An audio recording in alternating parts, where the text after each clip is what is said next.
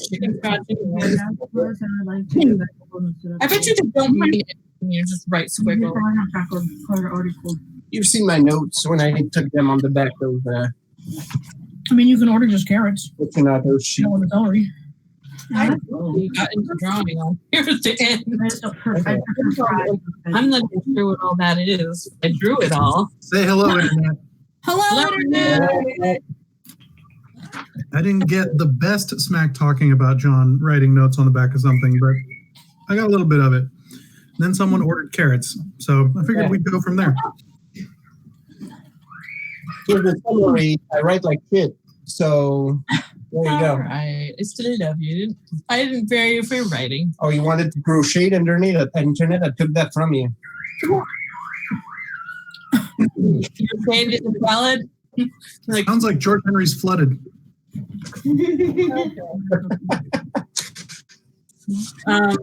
There was this ship, and we to it, and we fucked them up. So like Montana people, and then we were I decided to read the other ship people, and then it was like, what was that? And then we talked to them for a while, and then I was like, then I got like a weird feeling, and then it was like, slaves.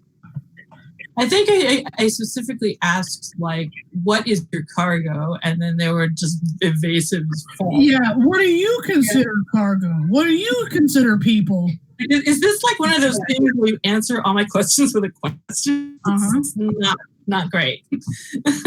So, yeah, I mean, more or less got confirmation, and none of us are okay with it, so... And then they shot Rethel, so I got pissed. Oh, no, I was like... I'm starting shit now, and I'm going to go walk over on that boat. And their bitch was like, stabbity. And I was like, don't do that, or I might get mad. Yep. And then you got mad, and it was great. Yeah. Oh, yeah. Yes. So, okay, we don't intend to leave survivors, it says here. Okay. Nope. Meanwhile, Humana sent a fire to stop the nobles' escape. This causes Ifa, is that her name? To stop. Ask the crew on a ship to collect their lord and turn around to fight us. And then the rich dudes jumped into the water, and Magnus jumped in the water to follow him. Mm-hmm. Yeah, and I'm about to walk through that fire like a badass. Thanks, Amanda. Ooh, Magnus jumped on your ship. He didn't jump in the water. Well, I got that part wrong. You didn't follow the guy. I thought it would have been funnier, though. There's a lot going on. Okay, I will correct my notes. But that's pretty much that. The Crescent ship is trying to get away, and we're just like, nah. So... No, I'm gonna kill you all now. That ain't me. Because we were like, oh, we were going to be cool and save you. And then it turned out that you guys were even shadier than the people we already dealt with. So. Oh, dude, Red getting hella in there. I'm ready for it. Oh, can you see her? Just barely. And I know exactly what's going on. It's great. Yeah. Wow, look at her. Look at her. Just posing. Aww. I'm choking. Oh, now it's too far off screen. Okay. Anyway.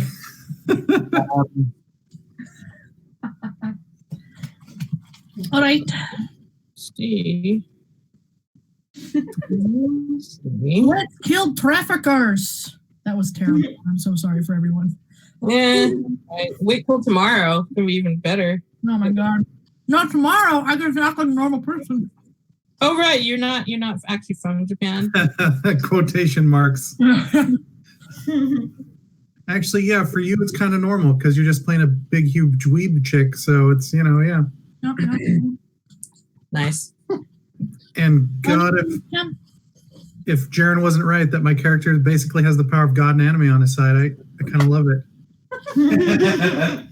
Nice. I probably have the power of God and anime on my side too, but some sort of approximation of being Haitian. That's gonna be great. Hey, that's a good point. Do you guys want to try to do that tomorrow? I mean, that's the plan. Oh, I okay. mean, yeah, that's cool too. If everyone else is down, I'm in. But my complaining about not actually having more time, I'm going to be annoying in that I will only play if other people play. I mean, yeah. Like, why would you not, like play if no one else played? That would be weird. Yeah, just. I mean, if you and Jaren want to play on the camera together alone, then we understand. Oh my! Yeah. No. He's got to get part of my. He's got to get a subscription for that. So. Yeah. No. Wow. No, let's swap codes. Yeah. Yeah. I tried to hit that like button and I just broke my keyboard. That is Hammered it in. like the best euphemism. Did you hear That that? meme with the button. I put a TM after that now. Ridiculous. This is the content I subscribe for. I subscribe to it too, to be honest. So What's our website? 3 Men with Bread. Is that how we get them all? yeah. That's absolutely right. And every week we introduce a new butt bread. Yeah. What? Oh, butt bread. That's right. Every culture got a butt bread. And each one of us just holds our hand on the edge of the bread loaf, just without saying anything about it. Yep. Oh my! Then we can veg for a minute. Oh fuck. Okay. So boats. How good does the French boat? Sorry, the Montaigne boat look, and how good does the Well, what are they called? Them other bitches. they're crescent. Okay. Yep. So yeah, and how good does the crescent boat look? The crescent boat is in much better shape, mostly because it hasn't been rammed down the butt like the Montaigne boat has been. Whoops. So that one has a pretty solid dent on the backside. The other boat is mostly untouched. There's a little bit of damage from the scuffle up on the deck, but people don't seem too worried about that. As this whole situation is happening, you actually see that the crew on the boat that was before trying to catch the Lord. Wait, why is the Lord in quotes? Is he not really a Lord? That's what they call them. Oh, Who's their bigwig? big Lord.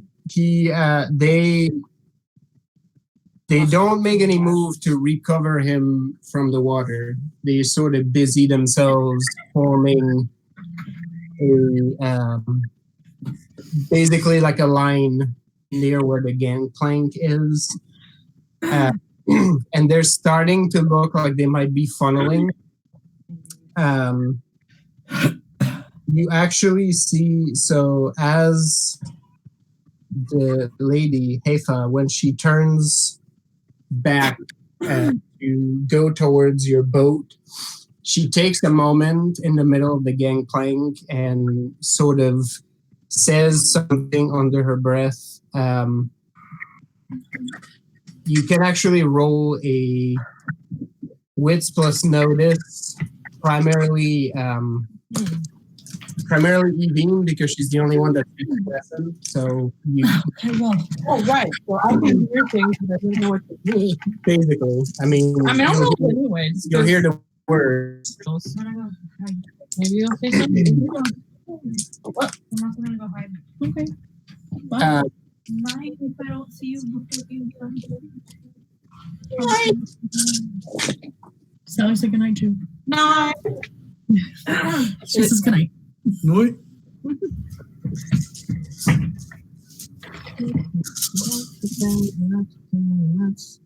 All I know is some bitch hurt my friend. Rip their arms off. While everyone's doing math, Rethold would probably shout, Evine, kill the sails. Yep. This boat is on Missed what we rolled. Okay, that's not how you math. Hello? Approaching. Oh. Delicately. And am I also Let me try switching. Hold on. I'm also I got 4. 4? I hear I don't speak the language, but I did get 4. How about now? Yeah. I can hear you. You're just soft. Okay. yeah. Yeah, I Yeah. hear you. I had some Yeah. issues. Okay. I missed what we're rolling. Wits plus notice. Oh, Notice. of course. The best. You're the only one who speaks If Crescent. you're going to drop it off, it should send you a picture of reading it out on the board. For those of you who got 3 and up, you catch basically the gist of it, although you don't understand the language. It is it's like verses. So it's either like a poem or a prayer or something like that. Like, do we know or can we tell if there's something magical involved with that? I am praying it's a spell. I hope it's a spell on me. Why do you hope it's a spell? What? Because I got spellbreaker shit and I want it to happen. Oh, you want to use that? I got the 6. 6? Oh my god. Evine, it is a Did I leave my phone out there? prayer to the second prophet. Oh. She's a good prophet woman and she's carrying slaves. That's fucked up. Yeah, it's a prayer to the second prophet, the prophet of the sword, and she touches her necklace as she says that, and she actually snaps her finger, and the fire goes out. Oh, shit. Not only does the fire go out, you could swear that the sun has dimmed, even though there is not a cloud in the sky. Do you want there to be clouds? Oh, does this mean Jimena has that rival now? The anti-Jimena. Can I take aim at the sails? You can. And then we'll go into approaches next. Since you all roll Wits plus Notice, while you're straining to hear this, you notice that behind the assembled troops, the Lord is back on the boat. It's not a double because he's clearly wet. He's been in water.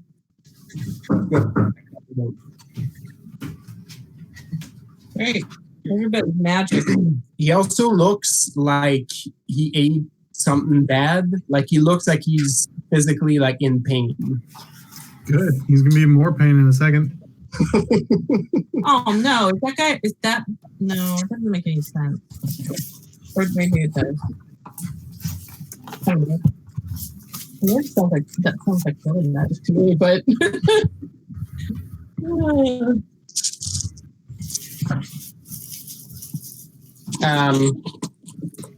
Tony, how does your spellbreaker business?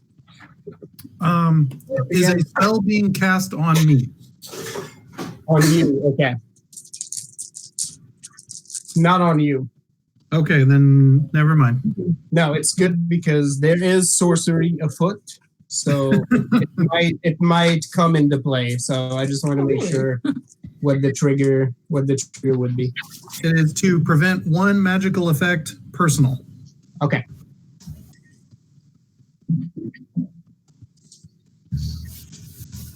Try to put the whammy on me, no good.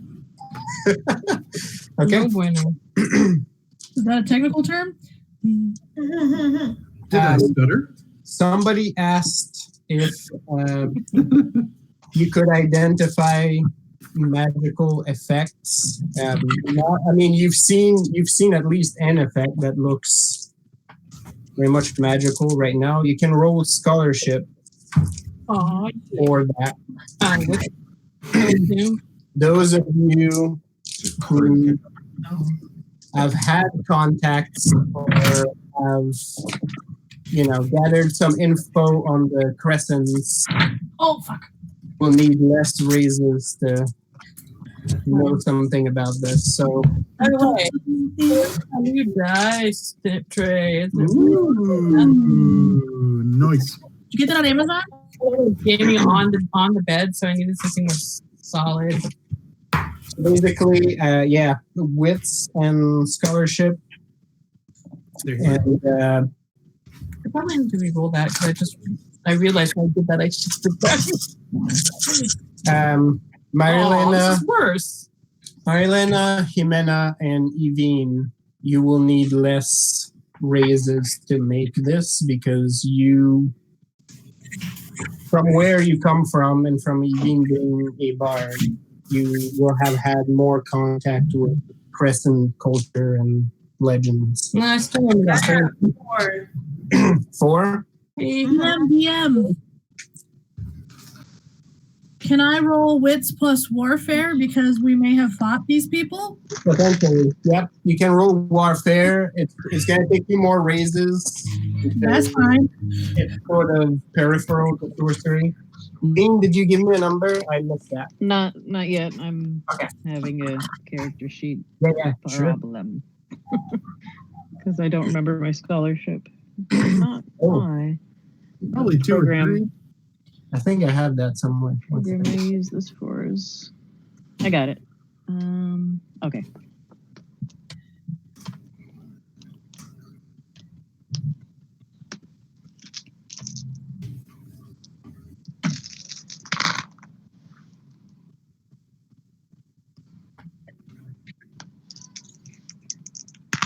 I got a 6 with warfare. Okay.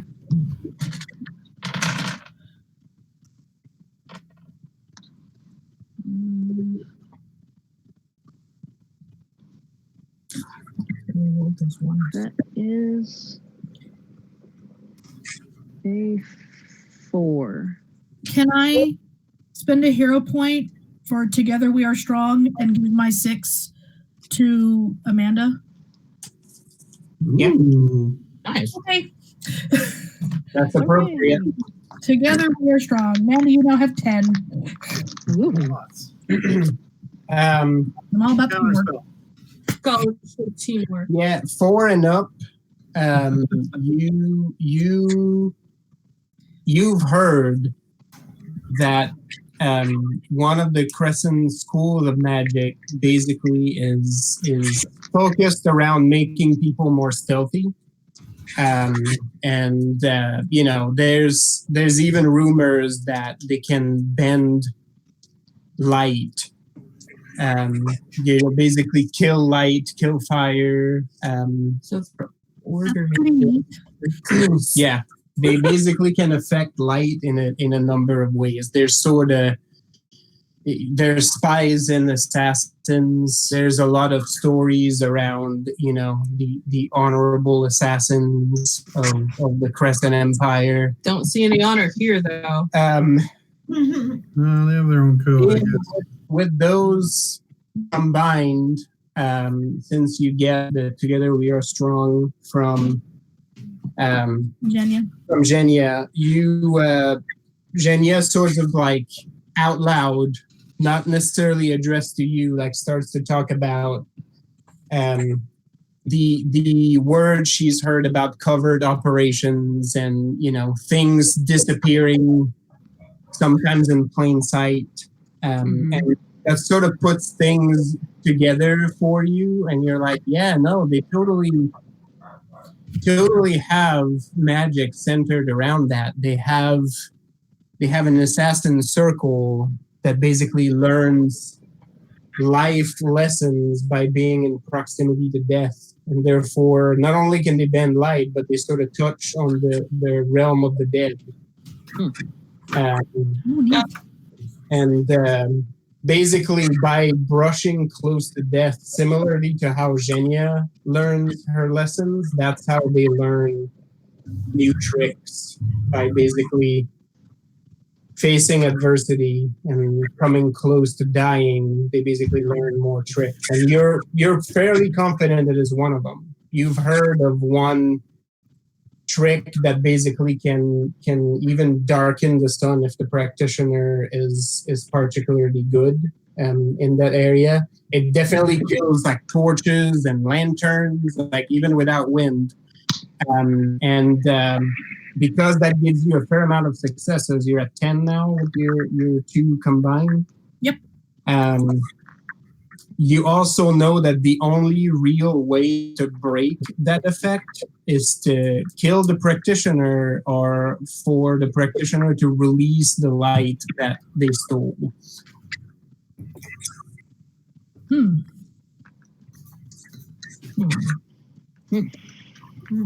going to go do the former anyway. I mean, it's... Yes. As is the usual MO. I guess so. Someone's about to get arrowed. Probably just going to pull people into arrows.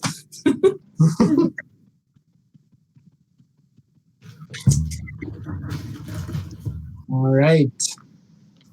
So with that, you can now give your approaches. As you do so, the captain, Magnus, are now on the same boat as you are, and you see some of the others as they finish following and securing the Montaigne prisoners are going to be joining you on the broken boat. We're on the mountain. Okay. Yep. We're still on the Montaigne ship, right? Yeah. Okay. Although the gangplank is now free, it looks like the Marines on the other side are sort of forming a little bit of a phalanx. Is there anything within quick reach, like that looks like any sort of like rigging, or if there's like a long piece of looks like it might be flexible wood around? Yes. On the ship? Just from the damage you wrecked to the ship. Yes. I'll text you. Okay. Okay. So Jimena is going to basically, if it works the way she wants it to, she's going to take the whatever longest piece of wood she can find. She's going to launch herself over onto the other ship so that she's behind the Marines. Okay. You're going to pole vault. Yep. Okay. Fantastic. I will say, just for the sake of this, so you can roll a finesse and let's go this.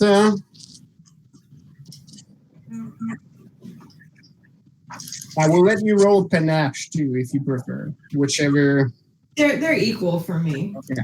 And then athletics is going to be your. For the sake of this, yes, you do find a broken piece of the mast that you find will be a suitable vaulting pole for you. This will do. If we're going to be pirates, over it, this will be pirates. Pirate AF. Okay, I got 5. Okay. Awesome. Mina's got 5. All right. Everybody else, what's your approach? I'm still going for the sails first. Okay. You take a shot at the sails. Yeah. Okay. I don't know if that has to be multiple rolls or just one to. Well, it will depend. So you're trying to cripple the sail. So I'll let you roll a. Let's go with your usual archery roll. Your yes, and aim, and then depending on how many raises you get out of this, I'll have options ready for you. Okay.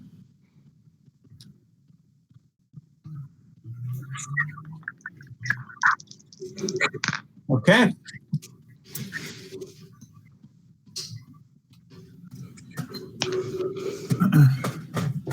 Rethel's still singing about the monster bear of myth that is forming out of Zhenya behind him. Yep. And dovetails it into a different song about a lone hero liberating prisoners of a disgusting tribe of goblins. I got an 8, by the way. 8. Yep. Nice. Okay. Yeah, I think panache plus intimidate to try and shake whoever is in front of me. You got it. And Zhenya is going to be a great white polar bear and barrel on fucking through until she reaches the first thing she can to rip off its head. I was a little tempted to try and go for the Lord and throw him back into the water. Well, you may have a clear shot once Zhenya barrels through. Is this a brawn plus brawl? Yep. Magic. Yeah. Brawling bear. Actually, through that song, I'm gonna make gross, intense eye contact with the person right across from me at the end of that gangplank, so that it clears the way for Zhenya to get to the Lord. Yeah. So that's 1 hero point to basically drop that guy in front of me. Yes. And good too, because you notice that as you look, you eye contact at the first line, they're sort of in an arrow shape. The gangplank.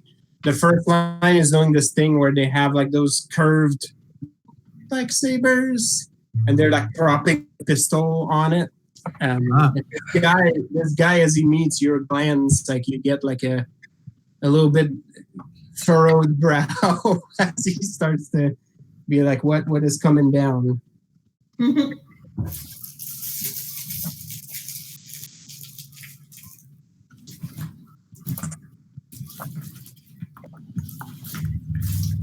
I feel like, as soon as Jimena saw that her fire went out, she was like, oh, hell no. And that's why we gave her the cigar. Grabbed the plank and was like, fuck this. That's right. And over on the other ship, be like, these people be putting out my fire. Time for that pirate shit.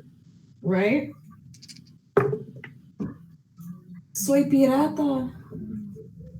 Oh, ow! Hi. I'm trying to be nice. 7 for Zhenya. How many was that, Lisa? 7. 7? Okay. Yes. 7 is 15. All the brawn. All the brawl. Yeah. The love part. She's math the game. Doesn't it feel like that? I feel at some point we got tricked, and one of my old math teachers got me hooked on this hobby to teach me a lesson or something. It's like shitty Sudoku. You're like, I feel like there's a better way to do this. That's a perfect analogy. Yep. Shitty Sudoku. My totals feel like I should have more raises, but fuck. Yep.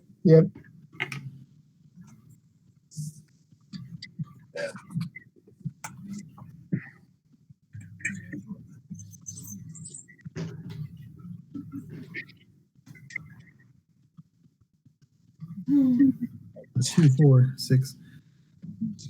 6 raises. Okay.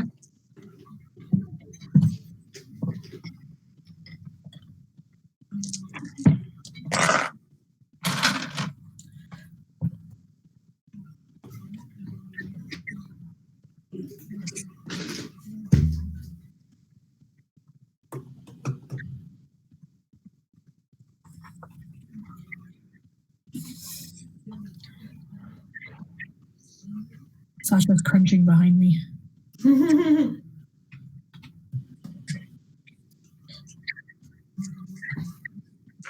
Okay.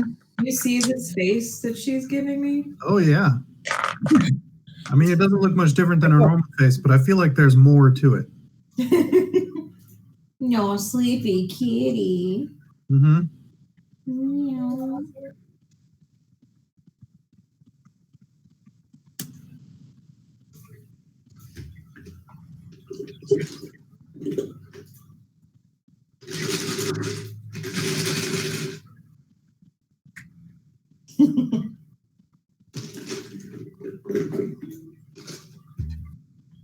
Okay.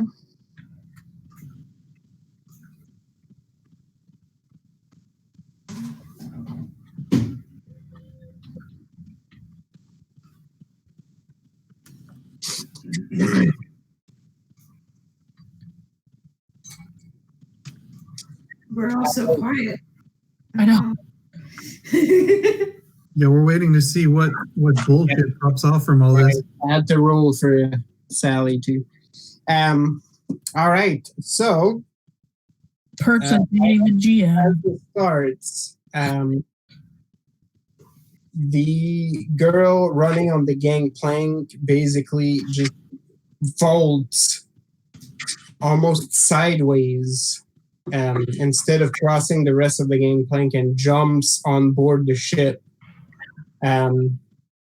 She actually lands close to Magnus and lands like a nice little cut on the side. Ooh. Magnus doesn't stagger back. Like he basically just like watches this happen with his like boarding axe, and he just looks at his side, and there's blood sort of gushing out, and he just turns around and like look at the girl like, "Oh hey." Stop. Basically just like makes an about face, and he was like, "Well, save me a sprint." Just like lands in a crouch close by. Yeah. On the boat, actually, that won't happen quite yet. As a free action, can I yell Magnus Satyr? Absolutely. Give my homie some intel. Yeah. Okay. Evine, you're next. So, since you got 8, I will let you basically cripple the ship for several turns if you pour all 8 on this. Ooh, bargain time. Yeah. Okay. So basically, you spend some time up there, and you're like, "Where should I shoot this?" Right? And you're not as much of a ship expert as Rithold is. So you're basically like, "Where could I cause the most damage?" And where, And then you pause for a second, and you realize that some of the folks are basically trying to adjust the rigging to pull the ship right now, and you're like, "I don't need to shoot at the sails or at the rigging. I just need to shoot at the people at the moment in order to fuck this up." So as they're doing a switch, you wait just at the perfect second and let an arrow fly. You notice as the sail is shifting that one of the guys is actually like pulling and helping the rigging along, and you basically let loose of your arrow. The guy becomes tangled into the rigging, and the movement continues. The sail just like pulls there, and you notice that the ship is coming closer instead of pulling away. It comes to a stop just as the gangplank is making like a very worrying, like creaking sound, like it's getting pushed on both ends and it might snap down the middle. There's now a guy dead in the rigging, like just tangled in the ropes. as the other sailors are letting loose what you know to be a length of curses, and they're climbing up with daggers to try to cut him loose and try to change the angle. So now that ship is going to be struggling. It will take them several turns to repair the havoc you've wrecked. Havoc record. Yep. For most of you, by the way, it doesn't seem like you even did much of anything. Like you heard the telltale whip sound of arrow flying, and then suddenly, like, I don't know, it looks like the sailors on the other end, like one of them had a stroke, and basically the ship just like fucked off and started to get closer to you. We got a great crew. All I got to do is ask for something and it gets done. It's great. Yeah, that was an 8 success. An 8 raises shot. So. Evine, the business happening between Magnus and Hefa is just below you. Fuck her up. Okay. Then yeah, you're up. All right. You're basically barreling through, right? As is per me. So I'm going for the top rope. Yeah. So with 7, right now they're prepping pistols, right? And the gangplank is not that long because that would be very impractical, right? Mm-hmm. And it's creaking right now, so you have some urgency in your step. With 7, I'll allow you to break the line. It does mean you'll take a dramatic wound as some of them fire their pistols in your direction, and one of the shots. I will take it and then take a hero point because a soldier doesn't run away from damage. Right. I figured you would, but that is the consequences of you barreling through the line. As you run down the gangplank, it creaks again, a lot of protest as a polar bear is now basically bounding on it. Shit they ain't never seen before. No. The exact moment when it happens, the order has not come, and yet one of the shots gets fired and misses. It whizzes past your ear, but that's all it takes for the whole row of shots to go off. You're barreling through, and one of them connects in your shoulder, basically putting just a little bit of red into your pristine white fur. As you just barrel through the line and topple 2 of them over and push back, right? So you're going to be on the deck next time. There's more sort of in that formation, like sort of trying to gather, but right now into any of them? Absolutely. The one you bowled over is dead. Like that first one that took a shot, like that fell past your ear, like you basically landed on him like paws first. It's only a matter of you lowering your head just a little bit to take a bite of your snack before you move on. So yes, so now you have blood on your shoulder plus all over your lower jaw. What is it? It's eggs of wax. Your neck. Oh. And I roar, and you're next, fucker. Because I'm bad at this game. I need to put my book on you. Sorry. Hi, JC. Lisa says hi. Hello? I wait for peace and I'm close to hangry. Go ahead. Bretthill, you're up. I mean, it doesn't really matter that I may or may not still be on the gangplank when Jenya's doing all this, right? because she just bounds over me, or like, where am I? She bounds over you, and even then, like you've been a unit long enough at this point that it can even be flavored as like you hear the bounding on the deck behind you, and you just take, without looking, a very elegant sidestep, Mhm. and then resume. It's all part of the song. Yeah. Cool. All right. Then yeah, I'm dumping all 6 into further dispersing that line. I want people in the water because I don't want to fuck with whatever all this is. Oh yeah. And that doesn't happen. Fortunately, like that lets you bring 3 or 4 of them down because Zhenya has caused some chaos there. And the unknown devil creature that just bounded over.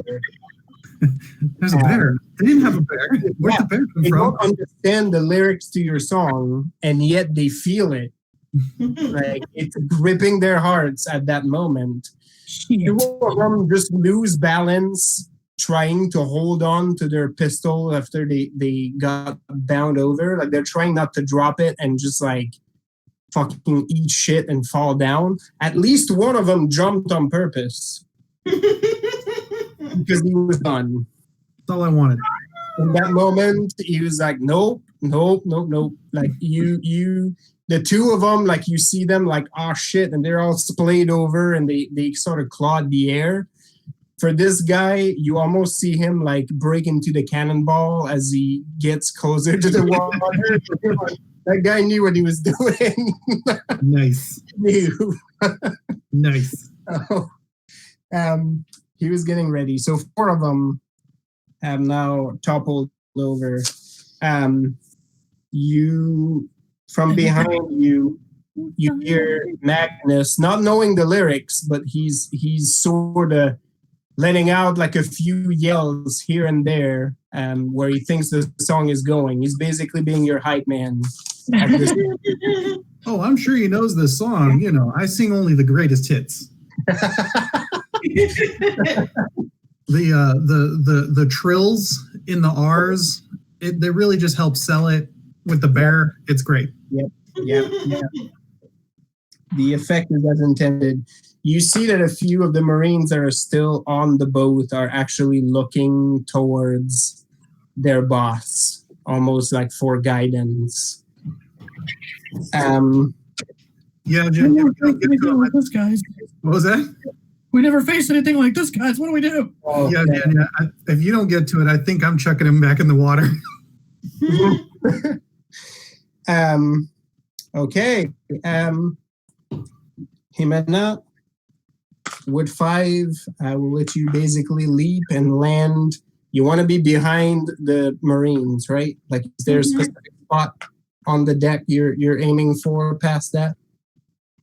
Yeah, because if they're shooting at Zhenya and she's drawing the attention, Yep.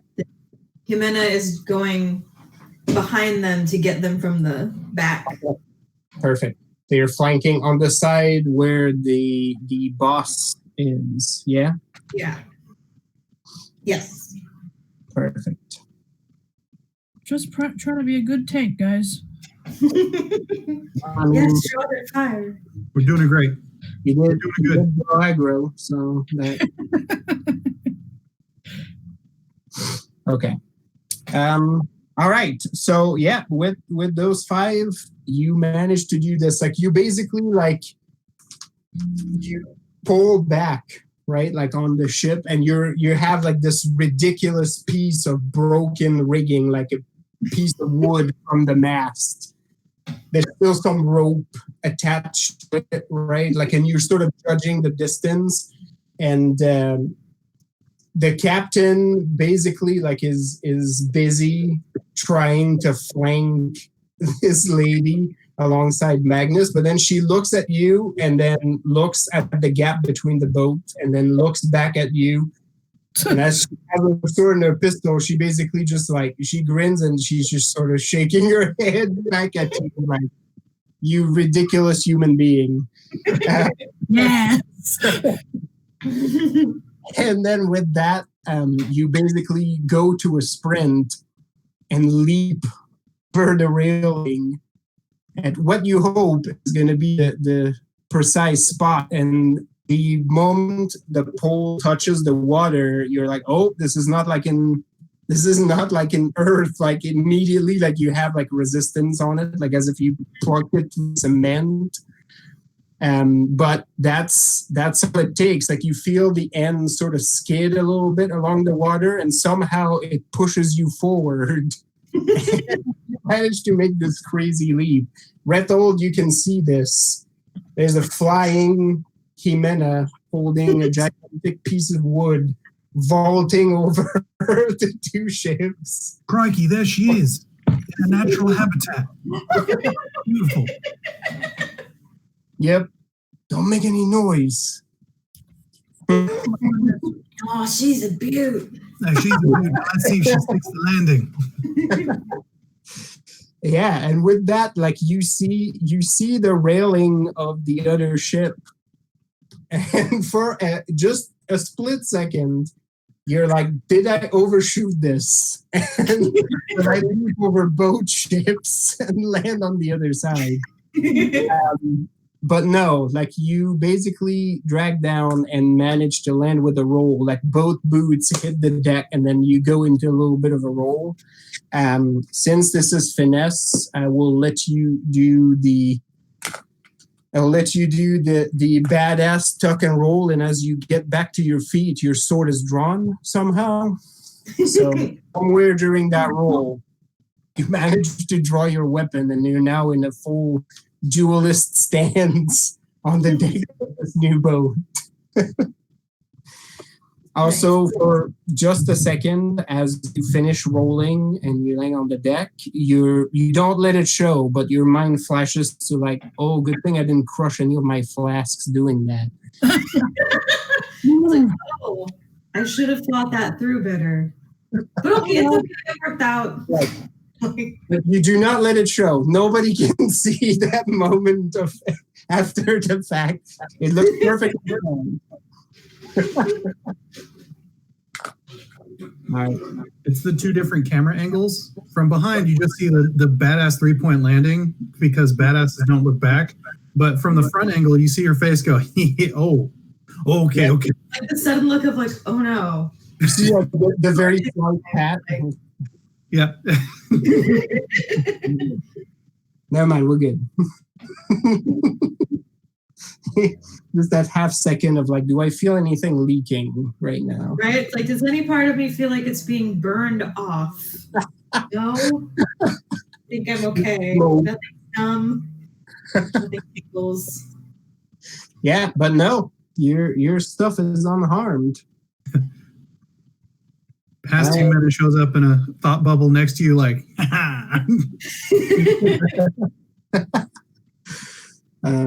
okay. Marilena is next. And Marilena is actually looking like she's scouting the ship. Like she's basically closer to the railing, and she looks like she's trying to get a read on what is happening right now. She looks like she's trying to find something. And after like a couple seconds of scanning, it looks like her eyes sort of set on something on the ship. Probably like she identified what she was looking for. Okay, perfect. Now something will happen, but I'll wait for Sally to return before this takes action. Something will happen. Promise. After these messages.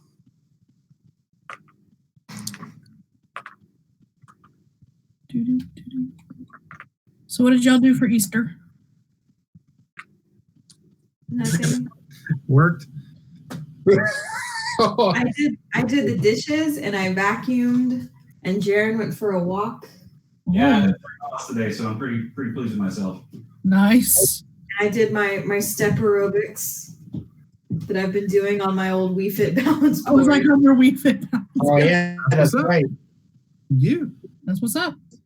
And then we watched Demon Slayer. Oh yeah, Yeah. nice. And I did all the stupid bunny day shit on fucking Animal Crossing. Yeah. And then I So if you make a bunch of the Weeble Wobble bunny, they go for like 9.5K. So if you just use up all your eggs making that, like you get. I made a second one because I used all the rest of my eggs. I just like built like everything again. Oh, I made 12 of those bunnies. Paid off my house. Yeah, I almost paid off my house because I also had a bridge to pay off. Yep. But like, yeah, by the end of me selling all that disgusting bunny day shit, I had like, I think like 200,000 bells. Something ridiculous. I kept the balloons because the balloons were cute. And I think I kept the wall garland, the lights. Oh, yeah, no, I got rid of everything. Yeah. Mostly out of spite. Stupid zipper. Well, most of them weren't. The water eggs were the ones that were the most annoying. Yeah. Because I'm trying to catch some fucking fish. Especially yesterday. Dumbass eggs. Because yesterday was the fishing tournament. Yeah, I heard some stuff about this fishing tournament. I entirely missed the fishing tournament. I super forgot. And then by the time I signed in, it was over, and I was like, no. I told someone to be careful not to confuse their stink bait for their beer. And they were like, is that a fishing thing? And I'm like, no. Don't worry about it. The pause.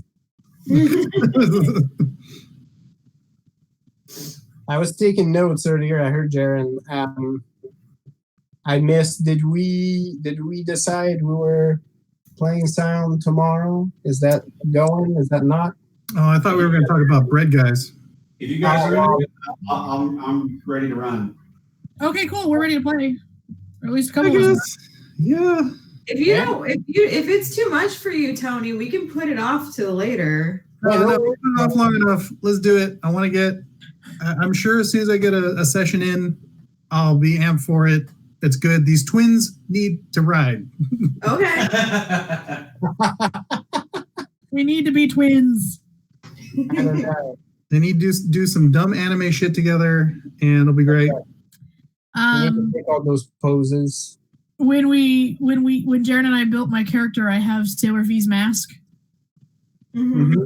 So it's sort of like, you don't know who I am. Thank you. Have a nice day. I have magical girl aloofness. Right. Who is this? No. I can't tell who it is with this thin piece of fabric around your eyes. Yeah.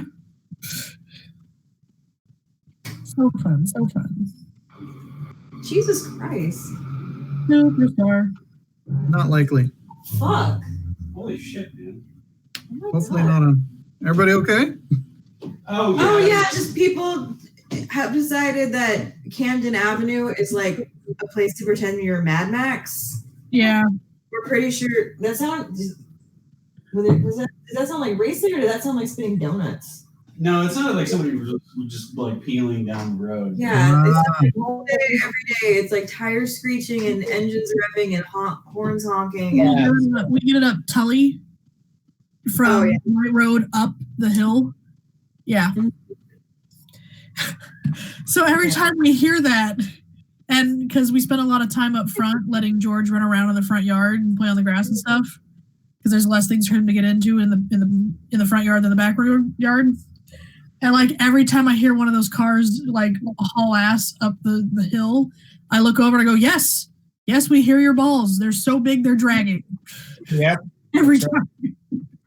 Yeah. Yes, we know you got big. Have a nice day. I think that's the loudest one I've ever heard, though. I don't know what the fuck that person was doing. The guy's going nuts. There's a lot of that around right now, like people cruising and doing, because like they can't go out, they just gotta be loud different way. Well, it's like there's like less. Camden Avenue is still pretty busy. Like there's still hella cars on Camden Avenue, but there's less than normal. So it's like, I guess that means I can just do what the fuck I want while I'm driving out here. And it's like, I mean, No. There's a lot less traffic at the highway where we are. So instead of the steady thrum we've been accustomed to, it's been quieter, and then that is that much more louder when it happens. It's Yeah. See that. like, all right, we have single pane windows. I forgot. Thanks. Yeah. Thanks for that reminder, guys. Check out social media. I made a meme. It's up. Haha. There it is. It's funny. I'm proud of it. Enjoy. Like and subscribe. Smash that motherfucking like button. Smash that like button. Get the bell. It really helps out. Hit the bell. Yeah. Try to get the bell for the reminders. And check out our brother site, 3 Dudes with Bread. Should be some fresh content on there. Subscription only though. You know, so get out the credit cards. I think it should be Bread Bros. Bread Bros? Yeah. Ooh, you get that fat B in there. Yeah, get on the Bread Bros. Yeah, just for you. We take PayPal, cash. Is that a cash app, but also cash? You send it in a Ziploc baggie so I don't have to touch it. By the God. You know. It's just like people sell their underwear on the internet. Oh yeah, we'll do that too. That's right. You know, gotta make some money. Boys underwear, but hey, you know. It is spirit breeze. There was a nice butt bread in it for a couple of weeks. You get that good, you know, bready smell from them. Dude, we should go to like Victoria's Secret and buy like the 5 for 10 packs That's of what one of underwear. the ladies in the documentary I saw did. She would wait for those singles and she'd be like, I dropped $50 and end up with like 100 pair, like, you know, 200 pairs of underwear. And we put it on the bread. Yep. And then you take out the bread. That's right. Because that's what we're doing. But we're making content. Shit. Then again, I don't know if I want to know. Are you making bread? You putting underwear on bread? I'll leave. Yes. Oh, hey, Sally's back. Hey, we should play D&D. We should. We should play. now it's okay. All right. So while you stepped away, pandemonium broke. Okay. Heifa jumped aboard your ship and wasn't she just there? She was on the plank. But so she like jumps on and then stabs him again. Oh no, that's a different guy. Never mind. Hashtag not all Vikings. I don't know. Yeah. Please. Evine screwed up the rigging to the other ship, so they're gonna be stranded there for a little bit. Genia bowled over a bunch of the Marines. So they're trying to board us? Is this what's happening? Well, they were sort of holding the other side of the gangplank, but that's not a thing anymore. Okay. Rethold helped with that, and a few more folks basically fell overboard. Jimena basically took like a pole vault over the gap between the two ships. Nice. And landed on the deck of the other ship. You've basically established you have a fair idea of where the door that leads under deck is, and you're pretty confident that's where the cargo is supposed to be. Oh, that's cute. A door. Yep. I wasn't going to worry about that. Have I actually figured out like who might be holding the keys or whatever? There are their keys. You're not quite sure about that piece yet. Okay. You did notice that the boss is on the ship looking very uncomfortable, and as this pans, and this is how this turn is going to end. What does he look like? He used to use the bathroom? I mean, well, no, he looks like he's having some like just intense pain for a moment, and serves you right, flavor. He takes off. He takes off his wet coat and drops it on the deck. And as he drops his coat, you can actually, those of you who are close enough, Jimena for sure, sexy for my coat. Sexy for my coat. Genia as well. On this boat. Yes. Thank you. You're welcome. Nice, Sally. You can actually see like the winds of pain on his features as he sort of grabs his side and he almost falls to his knees, like when he drops the coat. And then Jimena, you can see that very vividly. Jimena will probably remember this for quite some time because his back sort of bulges for a second. And then you hear a gross ripping sound. And there's wings that came out of there, but they're made of bone. Just sick. I want to be one of these people next game. It's like he blood eagled himself or something. What? I love it. I thought we were the metal ones. What the fuck is this? You gotta step up your game, man. Once they're out, like you see the wings like sort of spread a little bit and it splatters like with blood like all around, like where the wings popped out. And then Ew.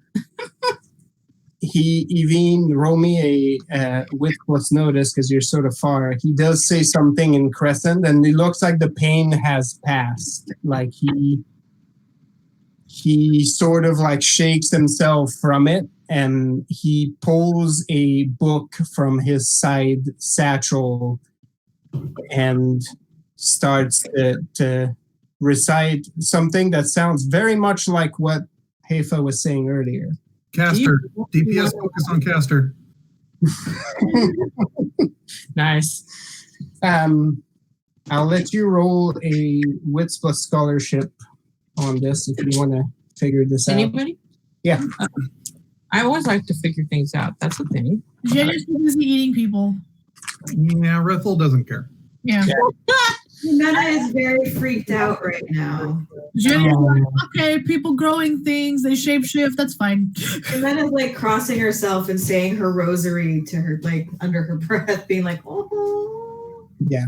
The sound, Jimena, you're the only one that was really clear enough to just hear that, but the sound was just disgusting. Basically, just like bone poked right through the skin of his back. That's Oh man, this means I can't throw him overboard again. Notice. How much was that, you think? 8. 8? Oh god. You hear him say, like as he's sort of straightening himself over, you hear him say in Crescent, oh, you never quite get used to that.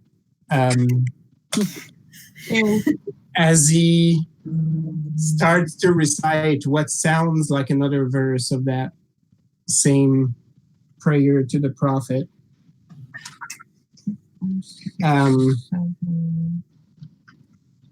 As he finishes that verse, you notice that the 10? All right, I'll get back to you. Noise. It seems like the Marines that are left have a renewed sense of purpose. Not like they're not scared, but more like they're compelled to do something. And that sort of overrides any sort of sense of self-preservation.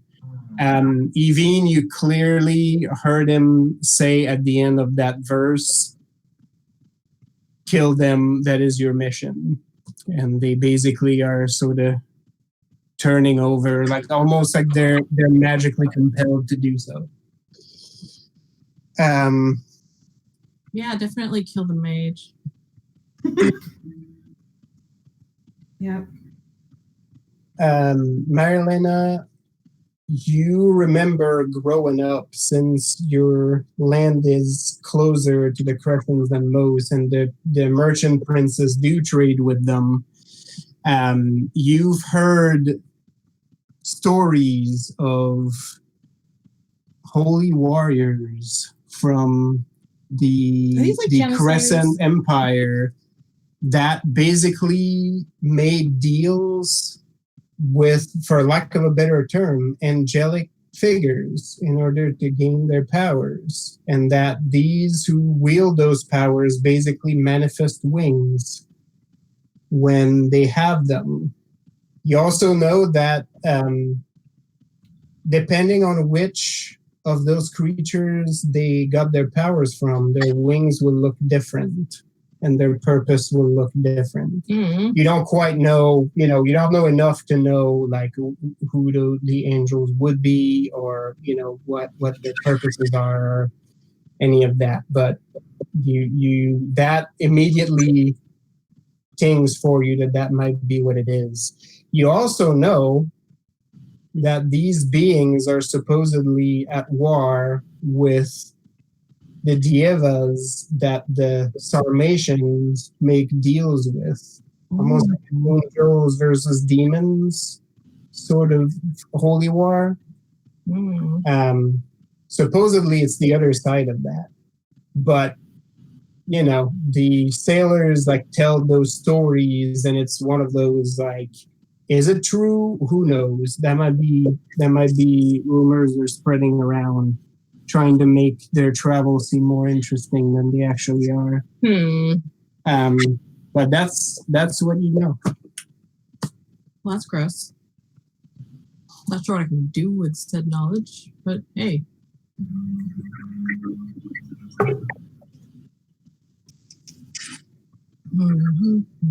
All I know is there's a Sarmatian angel out there with my fucking number. Yeah. So do we have to not kill this one, or? Oh, I don't care about your gods. Monsters are monsters. And I've broken enough on this trip. I'm going to break another. Oh, I don't care about that either. I'm more thinking like that Zhenya wants to get the enemy of her enemy on her side or something. Yeah. That would be smart. Yeah. Zhenya smart. Zhenya doesn't know that that's what this is. So. Yeah. And she's busy. Right now, my teeth are busy at the moment. It's just very gross. It's pretty much what it is. Evine, from below you hear Heifa say, after she sort of looks back to the boat, the Lord has come out. There's no hope for you now. You've heard that before. Yeah, that's what you think. Yeah. Should tell them what we did with that Fae. Magnus. Nothing we haven't heard before, lady.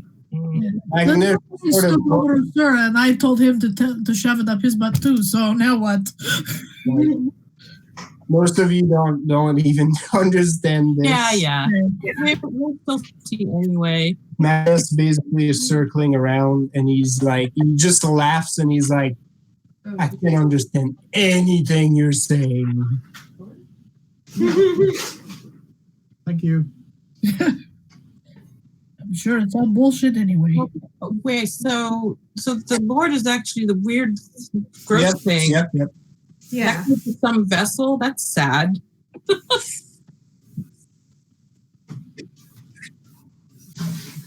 Well, I mean, it just means his wings have come out. It's the same person. Well, it's still gross. Well, but we got a lot of like tanky and DPS people that do that stuff. Yep. All right. Next round that comes up. Give me your approach. Is there a gangplank, or are we just? Oh, there's still a gangplank. Okay. It's getting strained right now. It had like a bear on it. It had a North. Also, the boat has actually come a little bit closer, so it's shuddering a little bit.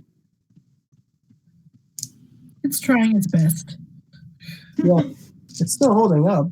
Yeah, I'm not saying that's a problem, because I'm gonna get over there. I'm gonna go on the other side. Okay. Finesse and athletics. Make your way across, unless you want to sell me something else. I'm not sure I got anything else. Maybe if I use The only thing I can think of is weaponry, just because of my school training.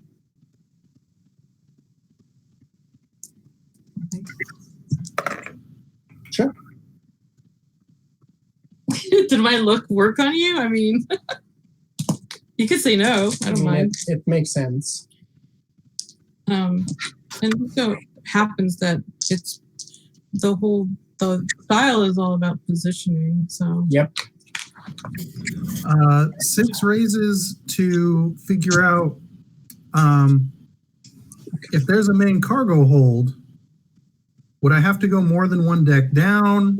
Is there a grate along the top of this main deck that likely shines down into the cargo hold? I will. Yep. I'll give you that one because you've seen these types of ships before, and for cargo hold, for this type of cargo especially, it's probably not the next deck down, just the one below that. That's usually how these are constructed. It's sort of kind of an even weight distribution because it's more or less the middle of the ship. okay. So that's what you would expect. Okay. So yeah, my approach would then be to find the portal, the entryway into the bowels of the ship, because I'm headed straight for the cargo. Okay. And I will basically just barrel through anything that tries to stop me. Yep. Marilena, I will basically give you that as your crossing since you did some scouting ahead. Rethold seems to be headed in the direction that you've established the cargo might be. Okay. Do I need all those raises to get across? Because I feel like I should probably save some. We'll get to that in once case somebody's gonna. We'll get to that once we resolve turn order. Yep. Okay. Rethold's probably going brawn plus brawl, right? Yep. If you're barreling through, that's your roll. Okay. I also am barreling as many people as possible. Yeah, the Mauling Marines. Mauling Marines. Same roll for you then last turn. Brawl and brawn. Jimena, having seen the monstrosity that is now before her, Yep.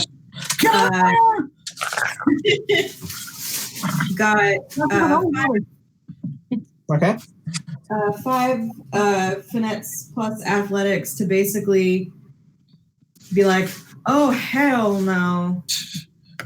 And as soon as he gets like the book out and starts reading from it, she's like, well, obviously that's a bad time. And like run in his direction and then fling a ampule at his general person. Okay. Sounds fair. Perfect. You. Sword still drawn in the other hand. You. Right. Ready to. You're like, I ain't getting too close to this gross. Yeah, but first, main. That is valid. That's just valid. Is that 8? Yes, sir. All right. Booyah. Nice. You had to show me up with 1 extra. Just what? I had an exploding 10 and it only gave me 5, and I'm very sad. I had 1 exploding 10, and I never healed that first dramatic wound, so that gives me the extra die. Yeah. Oh, I still have that too. I don't know. I forgot. Yep. Oh, that's right. I still have a dramatic one. I'll take care of that later. Who knows? It might be a 10. Nope. Okay. I had also forgotten about that dramatic wound for the first intimidate, so I'm like, nope, need that. Yep. All right, Evine. I am going to take aim at the action going on right beneath, which is Boneman, I think. Well, beneath you Or is is that not beneath me? Heifa fighting at this point Magnus and the ship's captain. Oh, okay. Um, I'll take aim at the captain. Captain. Captain, all right. And I got. that's the captain of the ship that you're Oh, on. Sorry, I should have said that. okay. It's the captain of the Baron Blanche. Never mind. Trying to with Magnus. Then not the captain. Or not that captain, anyway. No. What happened to that other guy? Not the captain. Not the captain. Not sure. Maybe he went down there to see the place. That would be nice. Your best bet is that he would bowl overboard. Hmm. That sucks. You get traded with like the other dude, that quote unquote Lord guy. Can I knock someone overboard? I'm trying to. I mean, there's plenty of targets there. Like from where you're sitting, you can basically hit anybody on the other boat. Okay. You should totally try to do for this improbable shot. Well, I rolled real good. So whoever will make the most dramatic flare of the target. Okay. So you're basically trying to thin out the team of Marines, our pony. Yeah. Damn it. I want it. How many successes did you get for that, Evie? 10. 10. Damn. This is Evine we're talking about. If he doesn't roll at least 7, it's silly. Yep. True enough. I'm gonna mute this. This is getting loud as fuck. Hold Is he trying to get into his Oreos? It's like too loud. That's hilarious. I guess I go for the most dramatic and confusing of shots. Yep. Hey, that seems to be one of Eve's specialties at this point. The chaos shot. Yep. Now and then she sees Fergus. Yep. Once in a while, even when you shoot these shots, like you get like that moment of perfect clarity, and when you look ahead, you see this arrow that seems to come from time, surrounded by flying eyebrows. That is so weird. And you were like, wait, is that the grassy knoll? What the hell? And in a moment, they are gone. Yes.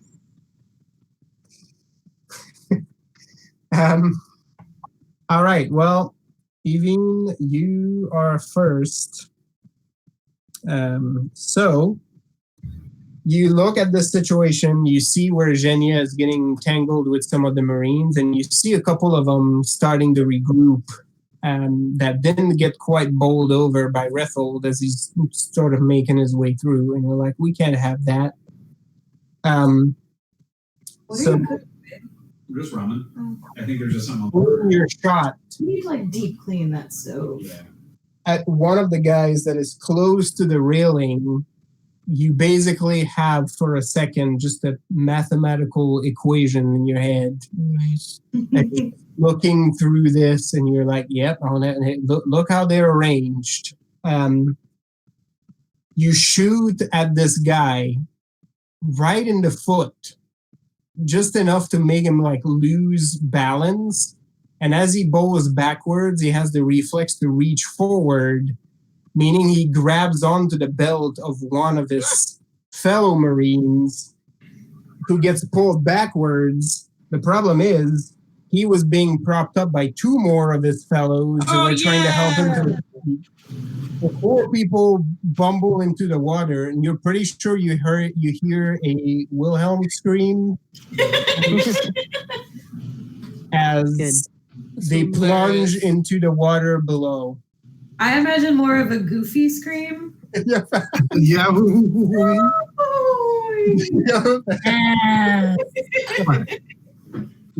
Yep. Nailed it. Yeah, 4 less. Sounds like whatever scream you need. That's right.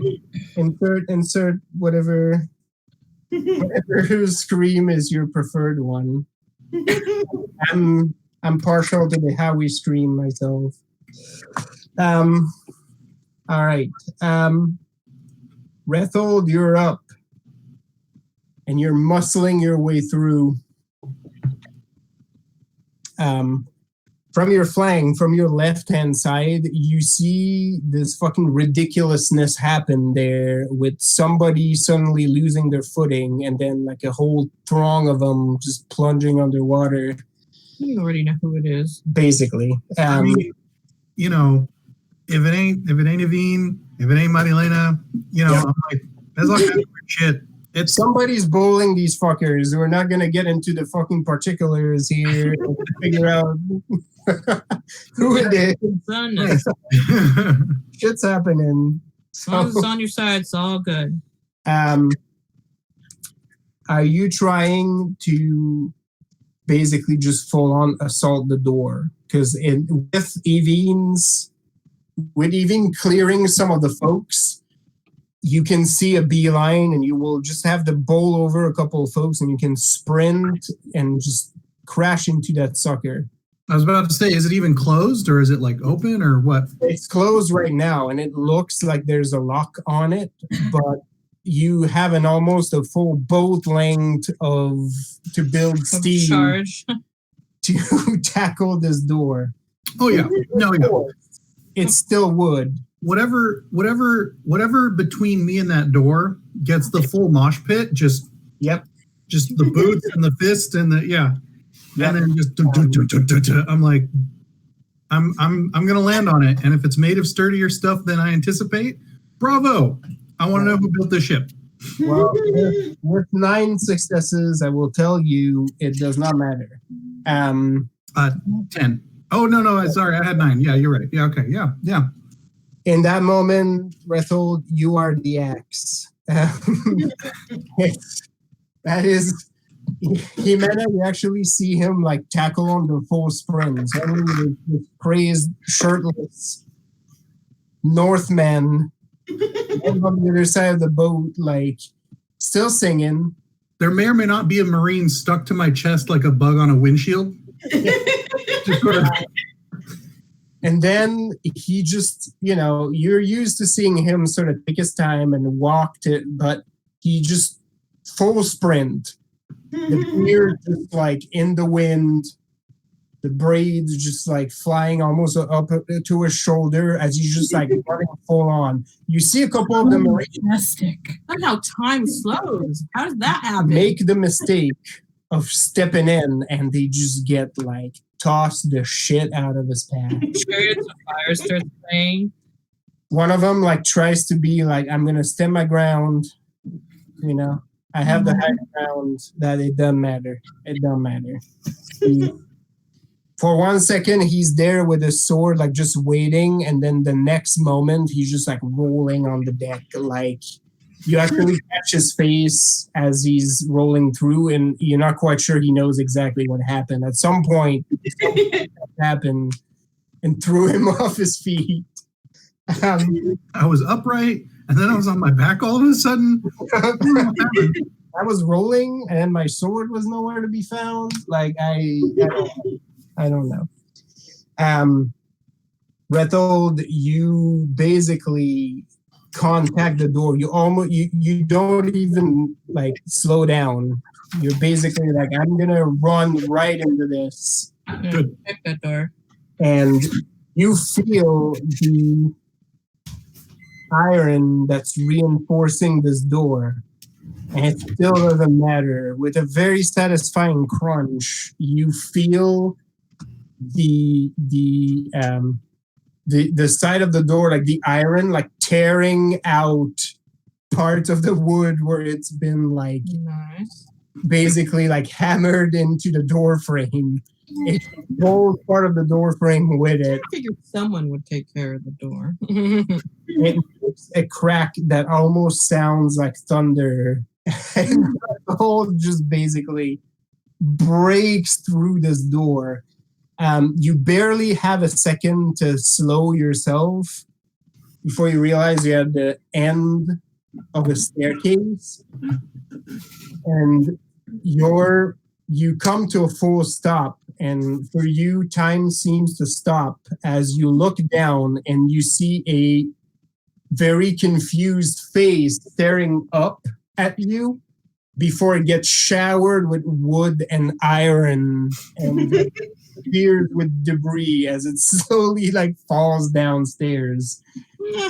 Wow. Like another thunderous noise. So you barely had the moment to see that set of eyes before it just gets showered with splinters and bowls down the staircase. I'm jumping on what's left of that door next turn.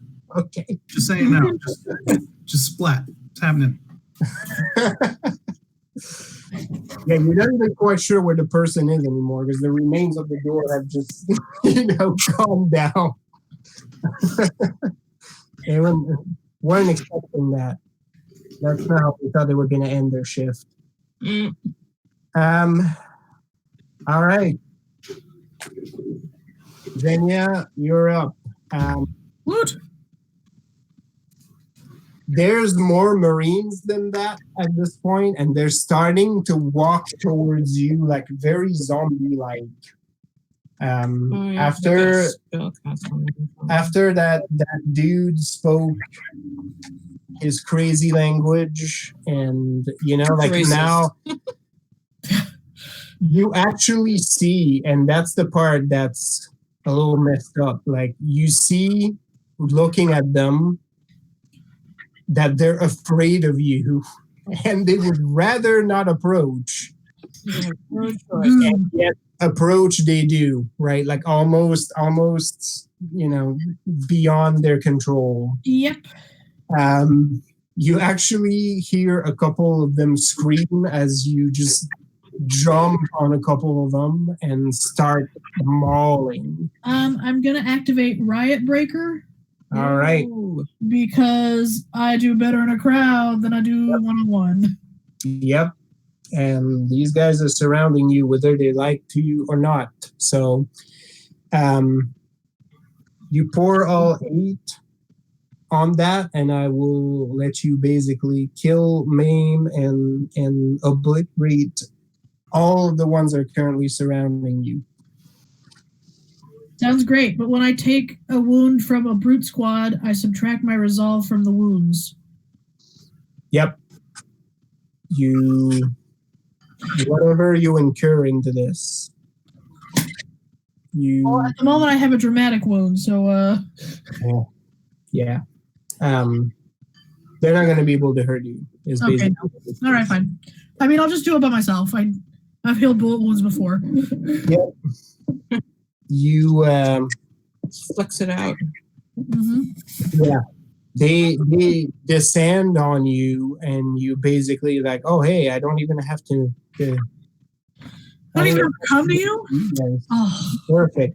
what gifts! You come to me. The dinner basically comes to you. It must be my birthday. All right. Yeah, so you jump on these, and it is a Jimena. You sidestep quickly because otherwise you're going to get splashed. It's a blood bath out there. Splash zone. Yep. Wear your ponchos. At some point, that bear used to be white. Oh, dang. It's very pink right now. Am I a mutant, like giant red panda?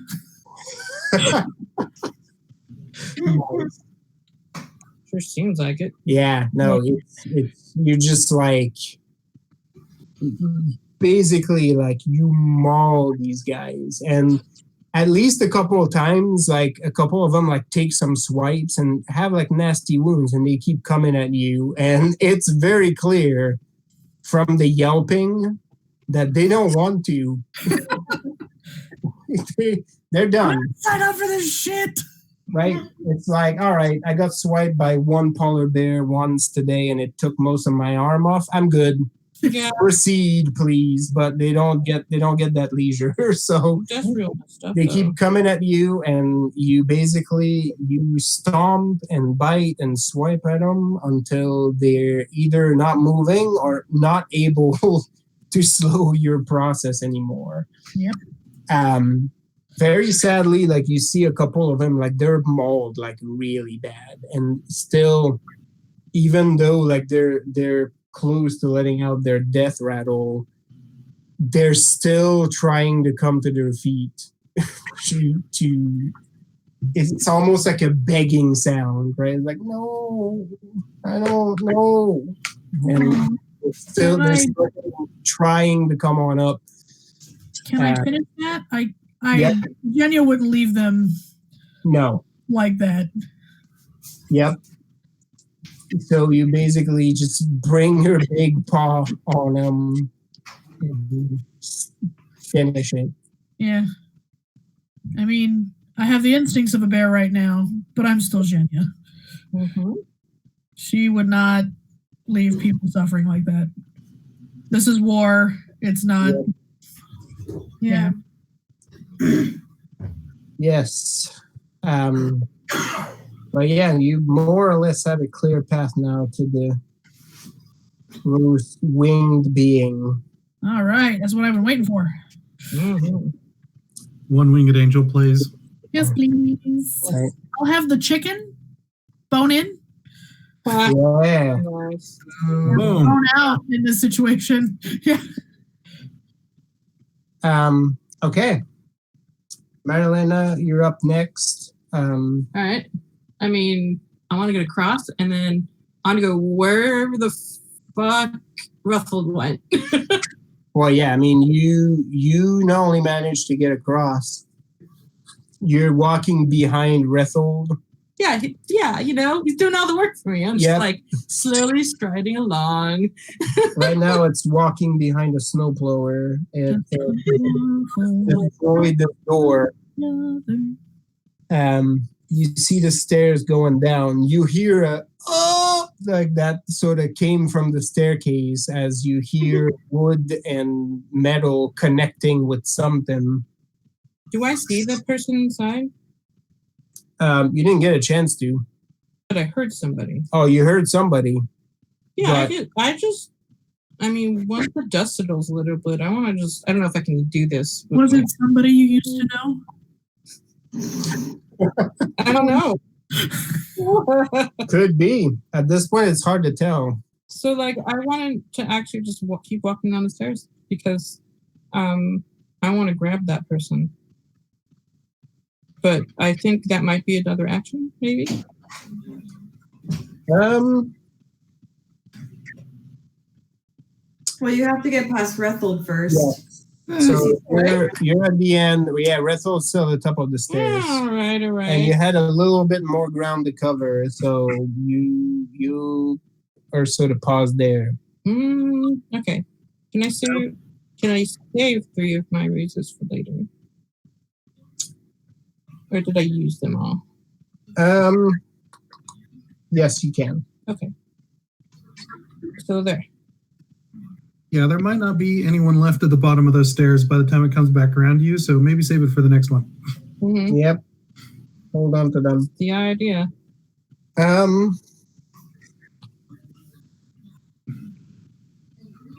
Okay. Meanwhile. Oh yeah, there's other people here. Jimena. Say.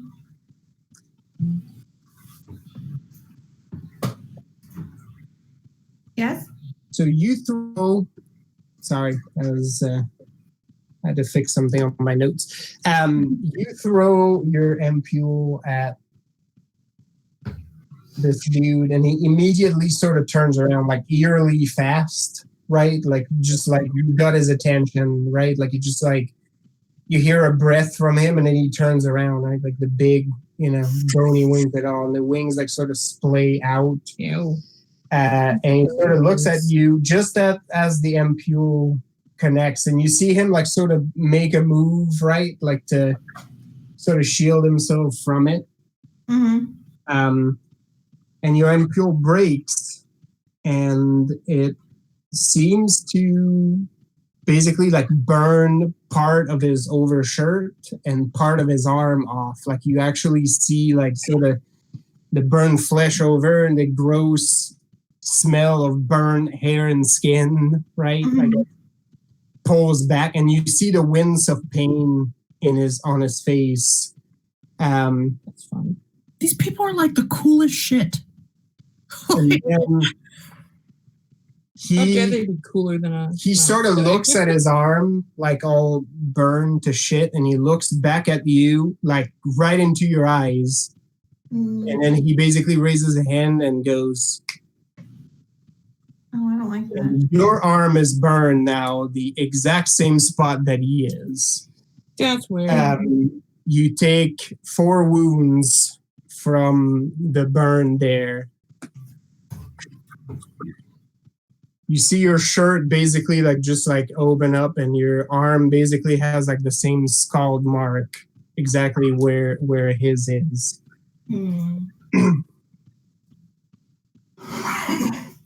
What a dick. Yeah. Agree. Aw. I guess I should have fought him. I was going to go below deck because I figured all the fighting was up here, and I'm not really. I have too many lashes to be much help right now. Jimena lets out not a scream, but like and then swears very loudly in Castilian. Because while it does in fact hurt a lot, it mostly just now it's made her angry. Right. The first time it's happened to her. Yeah. So she doesn't stop. Like she's still running at him. Right. And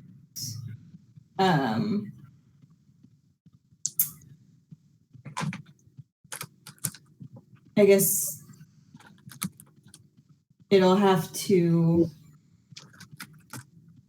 wait, but I think at this point she would throw a different one, not at him, but at his feet. Gotcha. Like at the floor right in front of him. So you have your approach ready for the next one. So feel free to roll back your finesse and athletics, and you'll throw another one as you're crossing the gap between the two of you. Yeah.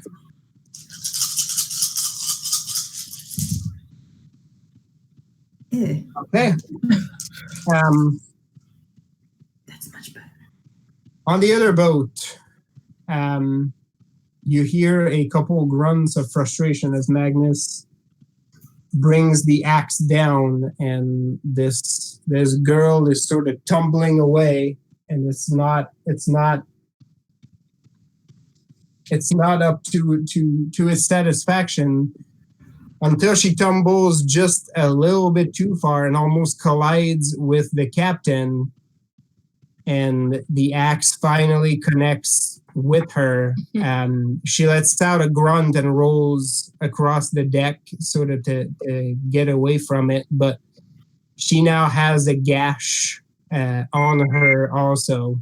I don't know why now I'm just seeing her just rolling, like constantly rolling. That's right. Like a cartwheel, just like spinning like a wheel. He flies very low to the ground. You see a little bit of concern into the captain's features, and after she gets wounded, like the girl basically like rolls near a barrel. She touches her wound and sort of looks at the blood that she had on her arm. Like she just looks at her hand, and she sort of squishes her hand together, and she's gone. She's gone? Nothing. She's not there anymore. Oh, wait. Now what? You hear Magnus let out a sound that you can only assume is frustration. Target just disappeared. The captain has the pistol trained, trying to figure out where the girl could be. Nowhere to be seen right now. Okay. And with that, top of the round again. New approaches. Okay. One more round to kill them all. That's why I was like, no, focus on the objective. Don't fight off the flag. You gotta stay focused. Don't be kill farming. That's not gonna win you the battleground. Rethold's just gonna keep going. So yeah, I'm gonna do the hop down the stairs onto what's left of the door. Yep. And whatever is under that. Mm-hmm. And then basically pivot to either whatever next stair or the next door that I think there may be another stair or hatch. From where you're seeing, like there's a landing with a door, right? But you would know the cargo hold. There's another stair sort of going the other direction, right? Like from that landing, and this is where the cargo would normally be on a ship of that size and make, to Rethel's knowledge. So you would know that, yeah, that door is probably not it. I need to go one more level down. You hear a couple of sets of boots and some yelling in Crescent from below. But, at this point. Are they yelling in Crescent? They better be.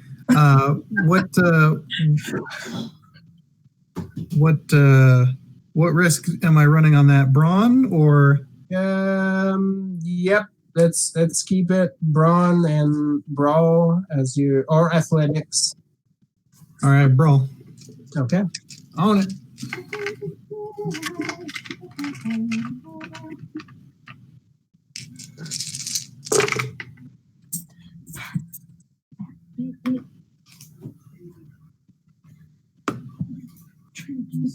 Can you get the water, please? Oh, yeah.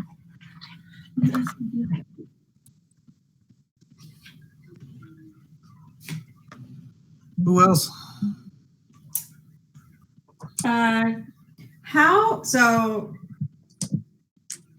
How close to the Marines that have already been decimated by Zhenya is? You're pretty close. You're sort of on the other side of that. So, if you're here, the wings guy is sort of in between, and then Zhenya's on the other side of that with some of the Marines there. Okay. Pieces of Marines. So, so there's a few still standing that we're not close enough for Zhenya to maul, and they're slowly sort of approaching with like a very solemn look on their face because they don't want you. What kind of? I know some of them have pistols. Do they also have swords? Yep, they do. What kind of swords do they have? They have scimitars?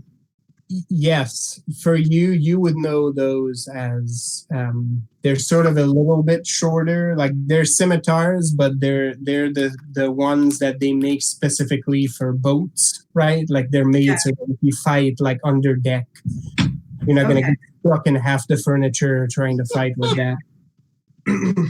So, if everything works the way Zhenya wants it to, which is always a little bit of a gamble, but she's getting better. Yeah. She's going to... You mean Jimena? Yeah. Did I say something else? You said Zhenya. Oh, well, whatever. I just want everyone to get out of my way. That statement is also sort of true, so, Yeah. You are one. We are stronger together. Mm-hmm. And I have a question. Yep. Yeah. Would you consider the fact that Jimena is the one person going after the scary bone dragon man as being courageous? Oh no, 100%. Yes. Okay. So hold on. So you get your hero point too. Yeah. So I I get bonus dice to my risk equal to the fear rating of my target. Ooh, good. So what is this fear rating? 3. Get yourself 3. 3? Okay, hold on. Let me roll those. Yeah, no, that activated for you the moment that guy's back exploded into bones. Ew, yeah. And you are like, all right, I'm gonna fight this. I don't wanna. I don't like it. Yeah. But I'm gonna do it. It shouldn't be here. So When you straight up like, I want to fight him, yeah. nothing would make me happier. This will bring glory. You don't have that one in your Pokedex. Sure. Yeah. That's 2, 4, 6. Okay, so I got 7. Mm-hmm. 7 raises to still running at that guy. Throw another one of my potions at his feet, which should create, if it works right, should just be like a smoke screen. Right. And then she's going to change direction because she has a rapier, which for what she wants to do right now is not as helpful. So she's going to go grab one of the scimitars that's been left. Yep. That's littered about the deck, I imagine, in the melee. Oh, yeah. There's a few. Pick your pick. Nice. Are we cutting something off? Because that sounds like a good idea. Well, yeah, because he keeps snapping. If he has no hands, he can't snap. Truth. No. And the rapier is not going to make that happen too easy. And you can top it to the bear. We don't want to be stabby. We want to be slicey. Right. We want to deal flashing damage. Different swords for different purposes. The right tool for the job. Yes.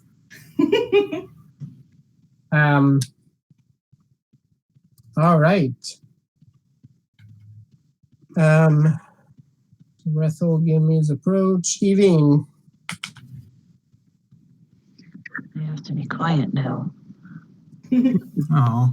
But quieter than usual. But Does Glenn make us sleep? yep. Yeah. Is Jenya fighting beneath me? Is that who's in my vicinity? No, you're still on the damaged ship. You haven't crossed over yet. Although Jenya is actually pretty much everything that's happening on the other ship is within your shooting range. Yeah. You can reach all of it. I got confused. Okay. I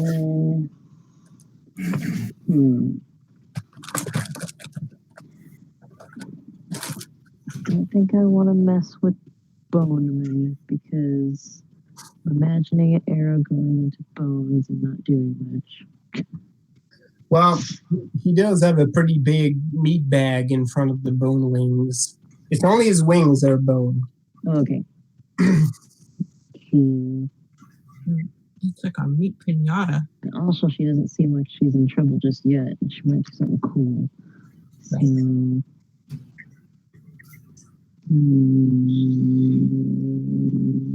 no, who needs some assistance the most? Well, to your vantage point, actually, right now, probably Magnus and the captain who just lost this wily girl on the ship. She basically just vanished. I swear there was a bitch here. Go ask Fergus where she went. She's right. about to kill Hitler, guys. You see a flash of her riding an arrow. Like she passed by like this. Aw. Can I do some perception-y stuff to figure out what's going down? Yep, absolutely. Wits and notice.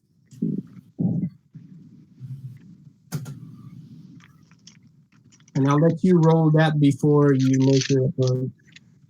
Okay. It's also dark now.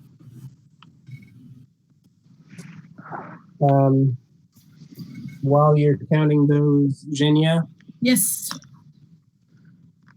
what's your approach? Are you challenging Bone Man?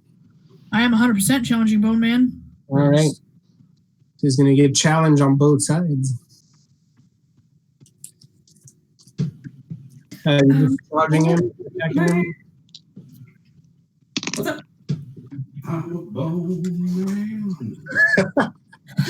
Nice. Are you charging him, Jenya? How are you doing this? Well, as I'm in bear form, there's only one way to attack. And that's through the center. That's right. I'm going for the not so bony pieces. Yep. Or maybe I'll go for his face and to rip a wing off. Okay. That'll probably hurt real bad. All right. So are we still Brawn plus Brawl? Yep. Magic. You mean you get that That's with notice? 12. 12? Wow. Yeah.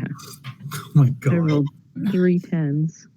Really does see You hit an alarming moment when you realize that you can't see her.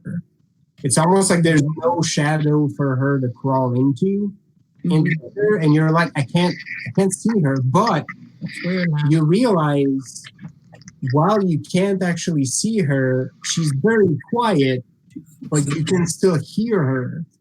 Mm-hmm. She's moving about. She's messing with your eyes, and there's something that makes it impossible for you to see, but you might actually be able to fire a shot just by listening to her skulking about. And in Yeah, fact, Sucha. Blind archer. you think you might have to, because if your ears don't deceive you, she's about to run around and is looking to stab either Captain Honoré and or Magnus in the back. Oh. Mm-mm. Was that a 9? Did I That's say 9 for Jenya. 9? Yes, sir. All right. So you can do a finesse plus aim, Evine, to take a shot guided only by your ears. Woohoo. And now I roll 0 10s. Of course. Hey, if you shoot and miss, nobody will know. So It's true. Yeah, for real. We still don't know if you're here. Yeah. yeah, there's a 50-50% chance at any given time. Oh, I re-rolled 2 3s and I got 2 3s. Nice. Well, at least it How was many lower. successes did you have for yours, Rethel? 7. 7. Okay. 7 for Marilena. Like basically, I'll let you see what's actually happening right now so you can inform your move. Like the remnants of the doors are still crashing down. It hits something, and then Rethold is jumping on it to the landing below.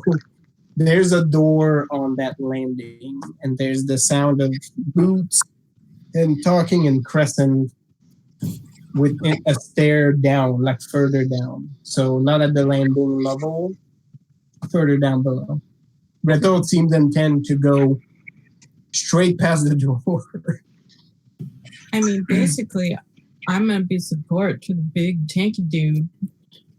Okay. So I'm gonna want to have like a pull ready and opportune time. Basically. Okay. I don't know what that would be as a roll. Do you have a weapon at the ready, or that? What are you readying? Are you readying? I've got ready to my stab? Okay. So let's go finesse and weaponry. Okay. That'll be the action you're readying. Sure thing. I got a 7. 7. Mm-hmm. Okay.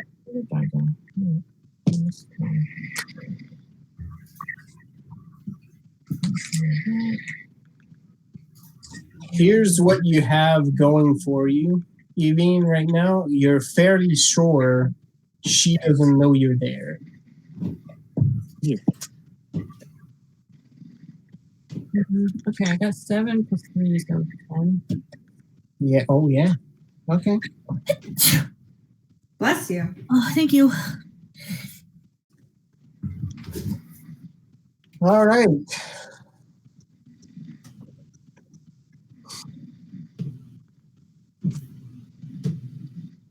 Jenya, you're in first. I'm going all out against this dude. Yes. And you go for him, and he, contrary to the other dudes, as you bowl towards him, like he sort of turns around and he looks at you. He doesn't look like he wants to be somewhere else, contrary to the Marines that you want to fight. He does brace himself for impact. Nice. And as you collide with him, he feels much more dense, I guess, than you would expect. If you're like this little scholarly dude should bowl over, and he almost does. Like he basically has to put a foot back, not to full collapse on his back. Nice. But manages to your charge, and you take a nice, good bite out of him. Right at the spot, like under his arm, close to where his wing is at, with the hope of like pulling on that. And as you do, like you hear a yelp from him, and he actually puts a hand in your fur as you bite him, and he says something to you in Crescent, like almost whispered. And you also feel the pain in your flank as his eyes meet yours. Like for a second, you feel like a giant snake just came and bit you, like right in the same spot, like right under your arm. Right in the meaty bit. Yep. But he does stagger back, and you notice that even though you also get hurt, and you get 5 points of wound from it. Wow. This is the most I've ever been hurt, guys. Right? 5 points.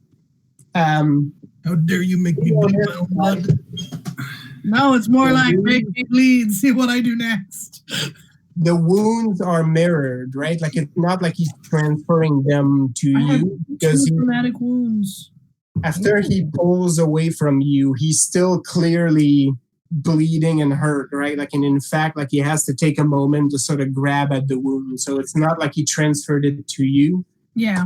It seems like whenever he gets hurt, somehow he manages to return it as well. Okay. Does Jimeno see this happen? Yep. That he still did it to her without snapping? Yep. Okay. So Zhenya understands that he did that he's returning the pain? Yes. We see no other explanation, because your instinct, you're like, that's where I bit him. Okay. You're not sure how. Like, for all you know, he has some sort of invisible snake that's following you around and oh my god! You oh my in the god! exact same spot that you're biting him. I mean, Trixie has an invisible snake. Why doesn't elephant yowl at you? Yeah. So, quick question on wounds. Yep. So the dramatic wound I got before. Yep. That meant I X'd off all of the wounds up to the dramatic wound? Yep. Okay, so now I have 10 wounds, 2 dramatic. Yep. 10 wounds, 2 dramatic. Just making sure.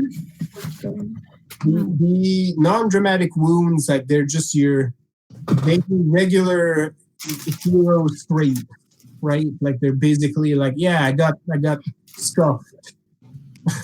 What's considered a risk? What's that? What's considered a risk? any action, like so, any combat action, any action that you undertake that has a chance to fail. Oh, I could have had a bonus die. Yep. I should have one again, but oh well. So now you No. have a bonus die on every single one of your actions in this combat. Yeah, but now the villain gains 2 bonus die against me That's Yeah. right. because I've had my second dramatic wound. Yep. Okay, making sure I'm damaging wounds. I've never had this before. Yep. Welcome to my life all the time. I was like, Sally's probably got this shit down. Yeah. Sally gets hurt the most. I'm But so sorry, guys. I really should have been fighting this dude. So don't feel too bad for her. Hey, it's not self-inflicted. It's fate doing that to me. Yeah, whatever. You decide to do it. Bros, I should be there like one-on-oneing this guy because I can negate magic and I get better when I take more damage. Like, this dude was made for me. I mean, if you want to trade out, And you fucked off downstairs. Yeah, I'm like, I'm gonna go be a hero. I was going down there because I actually cared about the slaves from the start. You all being Same. We care too. Yeah. I Well, know. that's why I'm I mean, killing all the mean people. I can't do nearly as much on deck as the rest of you can. Yeah. Okay. Marilena, I'm going to resolve your action the same time as Rethold because you're a little bit ahead, but you're holding, so you're letting him sort of tank through. Yep. That's the idea. Rethold, in a moment, you don't really see it so much as feel it, and yet it makes your Norton heart sing because you land on the door. Like this all happens within a couple of seconds. You land on the door and on something very squishy, you hear a crack as you hit the landing on top of a shattered door and something's oozing under there at this point. Probably But you don't stick around to find out what. You immediately just sort of skid around, and as you do, like you catch sight of Marilena just hauling ass downstairs right behind you. And you roll around and get downstairs, and you see 2 guys like coming up, like swords drawn, right? Like they're running up the stairs. Those guys are going to have a bad time now. And you're going down, and all you have to do is basically you're extending your arms, like, you know, WWE style, like double clothesline. And basically catch both of these guys in the chest, and their feet leave the ground, right? And you don't even stop, like you just keep going straight ahead. And as you do that, Marilena follows you. Marilena, with your action, you get a 10. Stab, stab. You basically pin both of these guys as they're falling down. All you have to do is extend your arms and just like knife both of them down in the chest. Oh, yeah, combo. Before they've even hit the ground. And Rethold, you're like, we're a well-oiled machine. Like we're a raiding party that's been doing this for a long ass time, and we know what the fuck we're doing. I still hear singing, and it's not me. It's beautiful. Yes. You pass another door. This one metal, which is open, as these 2 guys literally have come out of it. And the heroic blood pumping moment does lead to a pause as you get into a room that is literally just packed with people. Oh, just stacked everywhere. And there's some Ifri folks. There's a few in there that you think might be Vodache, maybe. But the vast, large majority, much to your dismay, seem to be fellow Crescents. Oh boy. Yeah, it's when you get in there, the smell just assaults you immediately. It is stifling and it's stinky in there. And immediately, like, you see like fearful looks all around, like what the hell is actually happening right now? Is it all just like cargo, or are there other like people in here to stab? Well, it's you don't see any more Marines, actually. You do see, as you look into there, a couple dead Montaigne. Okay. Just stabbed repeatedly, wearing the same coats from the boat you took just a moment ago. Please don't tell me they were trying to free them and then we fucked it. You see a couple of them. We'll deal with that later. That are chained alongside the slaves.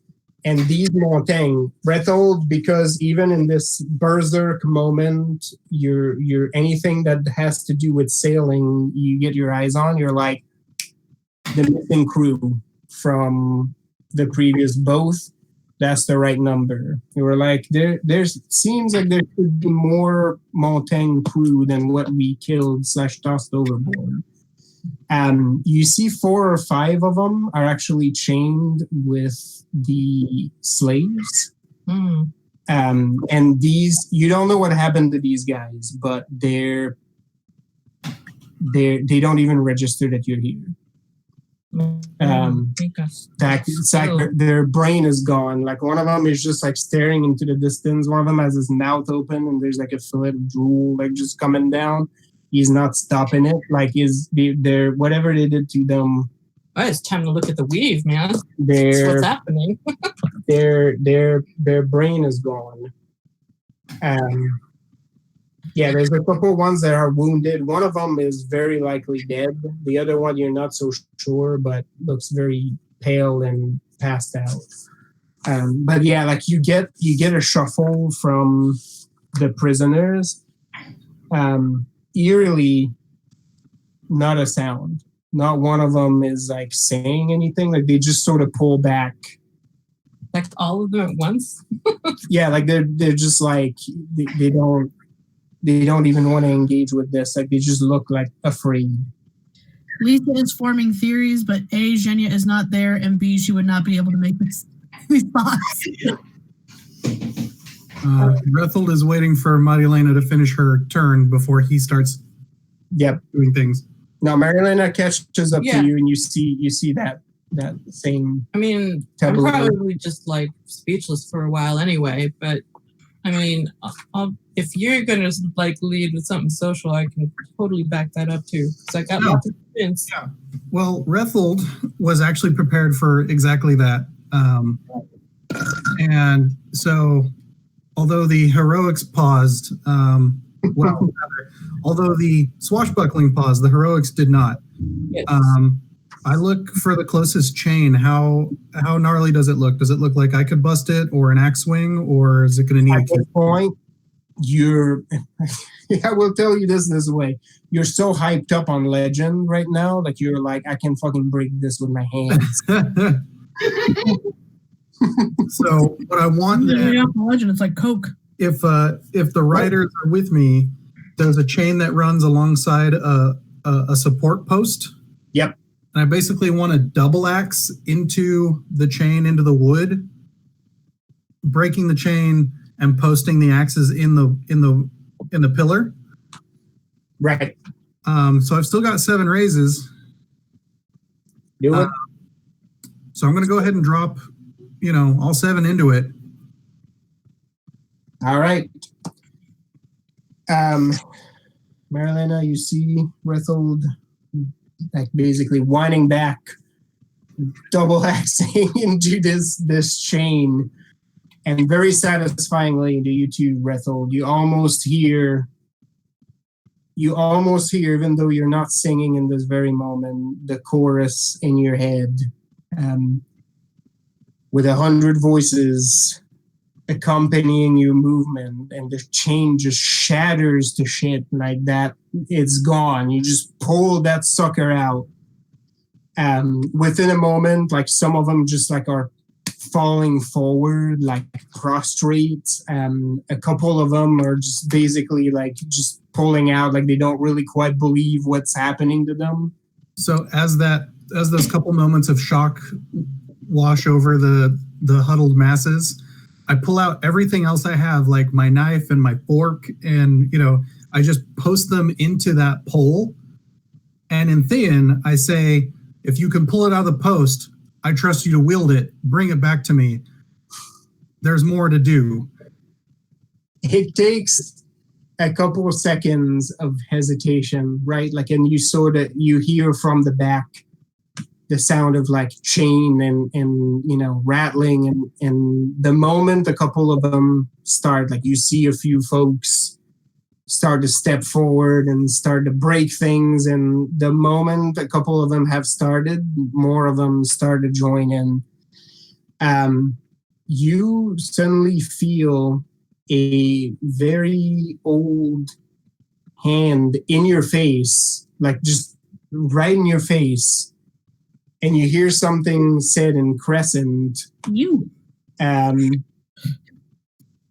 And there's a pause, and the hand like sort of pats you and then like touches the beard, right? Like, and sort of tugs at it a little bit. Is he just seeing visions or am I seeing this? No, you're seeing that. Okay, I wasn't sure. There's an old ass guy with a long beard, and he looks like he can't see. Like and then the moment he tugs at the beard, he says in slightly broken Veston, what's the name of our savior? Ooh. I don't know what's happening in this conversation. The old man is clearly Crescent, but obviously he can speak Veston. I clasp the hand, and I put a hand on the shoulder, and I say in Thean, grandfather, your savior is your own, but my name is Rethel Hergerson, son of Frekta, and you have your freedom once more if you deserve it. He sort of nods like a little bit and puts the hand down. He sort of claps on yours, and then you hear him yell something in Crescent. You hear your name stuck into this, and after he says that, like you see some of the younger folks, men and women, and they are starting to break shit. You see a very dirty looking younger woman who's now wielding a board with a nail in it. Nice. Yeah. I got some knitting needles if they want to use those. They all look very emaciated, but for the double whammy is sort of getting them moving. You see that they're grabbing some of the weaker folks from the ground. What about the Montane people? Are they still just sitting there looking blank? They're not reacting. Well, I slap one. You slap one. I would basically be like, I would basically turn to you, Marilena, and be like, I'm going back up. And then like, I'm gone. You slap one of the Mortang, and like he vaguely like sort of turns his head like towards your direction, and then it stays there. Wow. He's looking past you. If I look at him. Mm-hmm. I mean, I don't know. I guess I don't want to read him. I just want to see what's going on in this. Something fed off this man. Whatever magic they do, like they're feeding off these people. In my brain, this is what I'm thinking. No, yeah, and like I don't know if it's feeding, but it's too weird to look at, or what? Fate is undisturbed. Oh. You see the links they have with each other, and it's still there, right? And you feel you could probably get a read on them and their personality, but something new to the brains. I don't know if we're still in turn order. I think we are. Yeah, we are. But for my next thing, I'll probably. I haven't gone yet. I want to know what the fuck is going on. Jimena, what you've observed change your approach at all? You still have a 7 on your. Only sort of. So Where? So is Zhenya attacking him as I'm still running towards him, or would it be after I've already broken off? We'll say it happened after you broken off. So here's how I'm gonna narrate this. Since you guys are close enough in initiative, you went there and you tossed your ampule. It worked as intended and did the smoke bomb. He basically had only time to turn around and sort of brace himself for Zhenya to tackle him. Now you sort of veered off and you can actually take your full action with that. Okay. So she throws her thing, the smoke goes up, Zhenya comes out, and like she sees as she's like she gets the other sword and she sees this happening, and she sees that even without the snapping, he's still able to inflict the equal do the thing. Yes. Yeah. You being a even an unadmitted sorcerer yourself, you get the sense that he can do it without snapping. He's just being a dick. Okay. He just wants to look fancy. Yeah. So he's being a showman. That's annoying. So Zhenya, God damn it, Jimena. Fuck. I know, it's all blending together. Today, we don't copy each other's accents. We copy each other's names. Jenny is pretty awesome. I understand why you want to be her. So Jimena is going to use her 7 raises to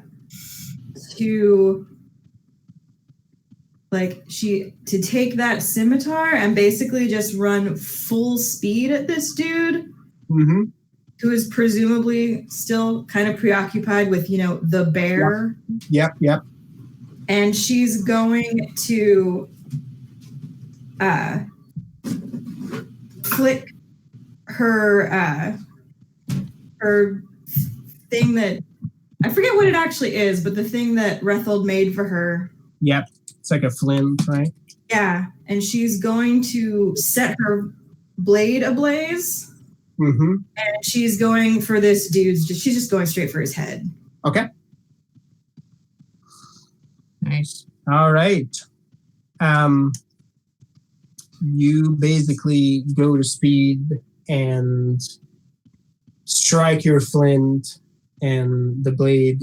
That's the scimitar, right? Like that you're setting on fire. You see the whole blade, like the fire just basically runs along the length of it, almost like a holy weapon, and you basically just run into him like sword first, right? Like you just full on charge. Nice. And it does actually find his flesh. It actually buries like right in his shoulder there, and he pulls back, causing you to release the flaming scimitar, right? Like buried in his shoulder. And you almost expect at that moment to also feel the burning wound on your shoulder as he staggers back. But it doesn't. He looks preoccupied with something else as he staggers back and hits the railing.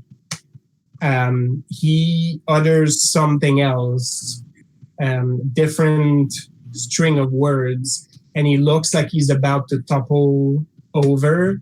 Mm-hmm.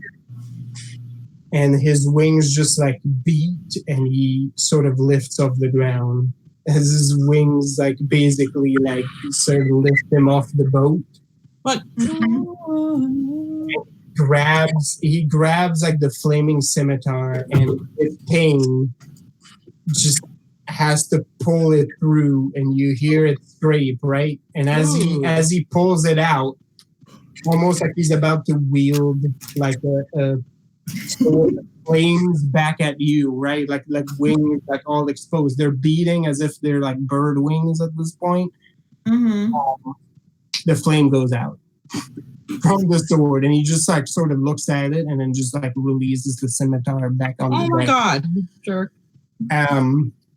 Well, no, like he was hoping he had made a new weapon, but somehow I control the fire, so somehow the flame, intentionally or not, just went out.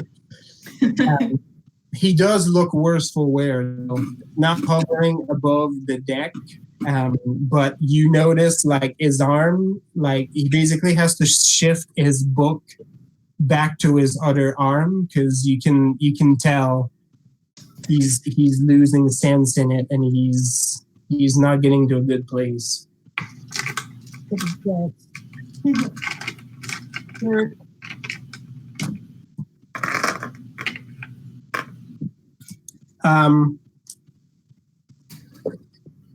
Jenya, Yes. roll me a resolve, and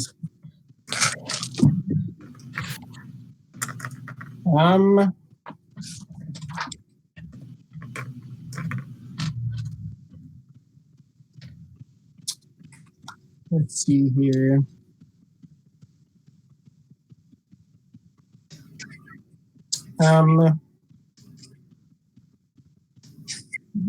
Actually, I'll let you roll intimidate on this one. Resolve plus intimidate? Yep. Do I get a +1 to that? Is this a risk? It absolutely is. Your wound makes it so.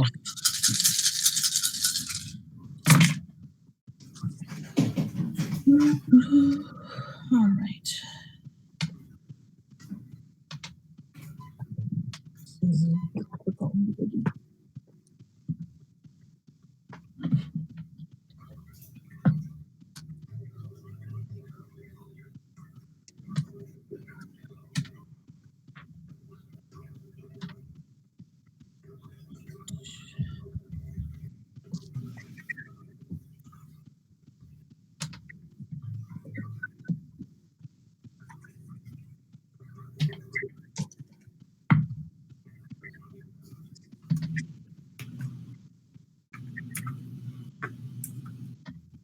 Two, 4, 6, 8.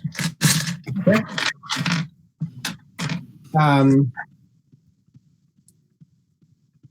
You're basically lying there, still wondering and pondering the existence of an invisible snake. Jimena tackles this guy and almost like tosses him overboard, and he takes flight. And for a moment, like he looks at you, and your eyes meet, and you hear in accented Thean in your head, your friends, kill them. And for a moment, What? the command actually takes root. Ooh. And look at Jimena, and for a second you're like, I'm going to tackle her, and it recedes. Like there's a part of you that just like, what? No, that makes sense. What? She's my family. I would not hurt her. She says lots of mean things to me, but I would not hurt her. Yeah. All of you out, you hear.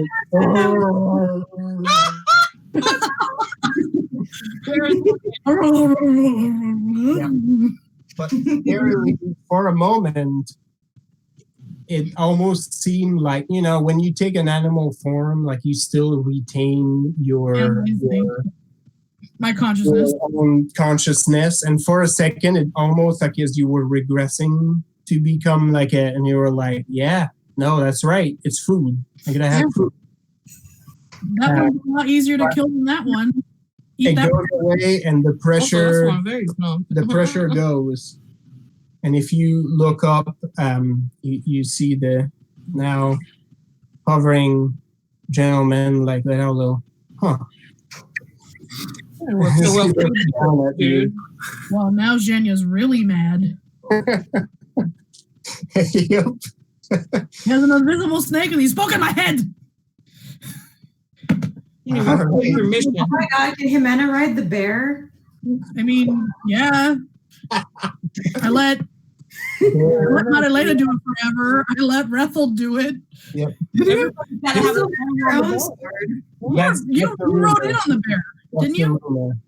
That's where the bear thing came from? Yeah, I had Marilena write in on it, but I don't think I've ever wrote in the bear. There's just a myth. The bear a few times. According to bear. rumor, the bear rode me. Oh, Piggyback. Oh no. Oh, Please, Jimena, bear cavalry, yes. I would need a lot of raises for that.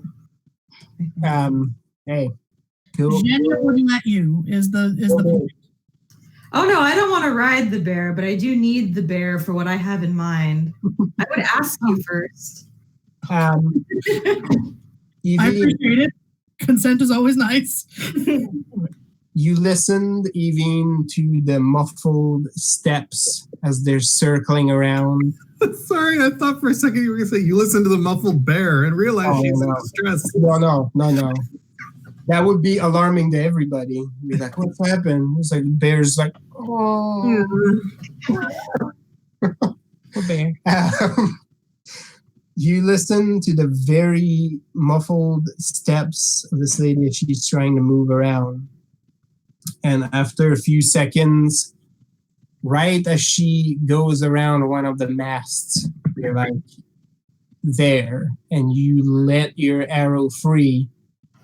And it stops shorter than it should be, according to your eyes, as it slams into something, and the lady comes into full view, arrow sticking out of her, as she skids back, and her back like hits one of the barrels that the crew were bringing up from the cargo hold earlier.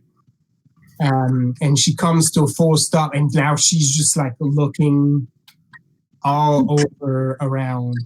Where'd that bitch? Yep. Be invisible better.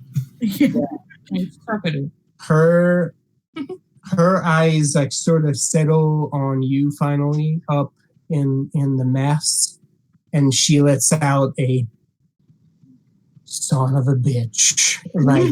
It's like she just realizes for the first time what's up in there. And waves cheerfully. Almost comically in Thean, even though he didn't understand a word that she said, you hear Magnus down there being like, son of a bitch. Just like that. And he comes to a full charge towards her before she can split again. You see the captain like aiming her pistol, almost like she's aiming through Magnus, which seems like a crazy plan, but it's she's probably done this move before. You know, she's basically like taking aim, but the girl with the daggers basically snaps just the end of the arrow, leaves it in, and she looks at you, then looks at Magnus, who's the pressing threat, just charging at her as he bellows out. So yeah, congratulations, you flush the invisible opponent with your arrow. Nice. All right. Top of the round. Next turn. I mostly just want info at this point. Those of you who are on the crescent boat, you hear commotion from below deck. Oh yeah, those people have a turn. There's some heavy rumbling. Something's happening. Followed by a steady note of oh, as I just start bellowing as I pound up the stairs. Yep. Because it's getting closer. You hear the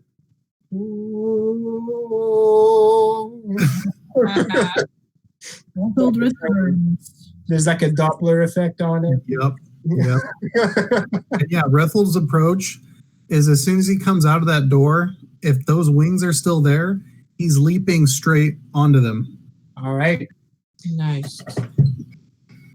Let's go with Brawn and Brawl. Just barehanded it. Ah. Sorry.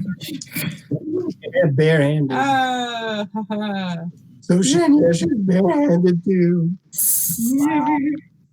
Check out those bare arms. That's right. That's right.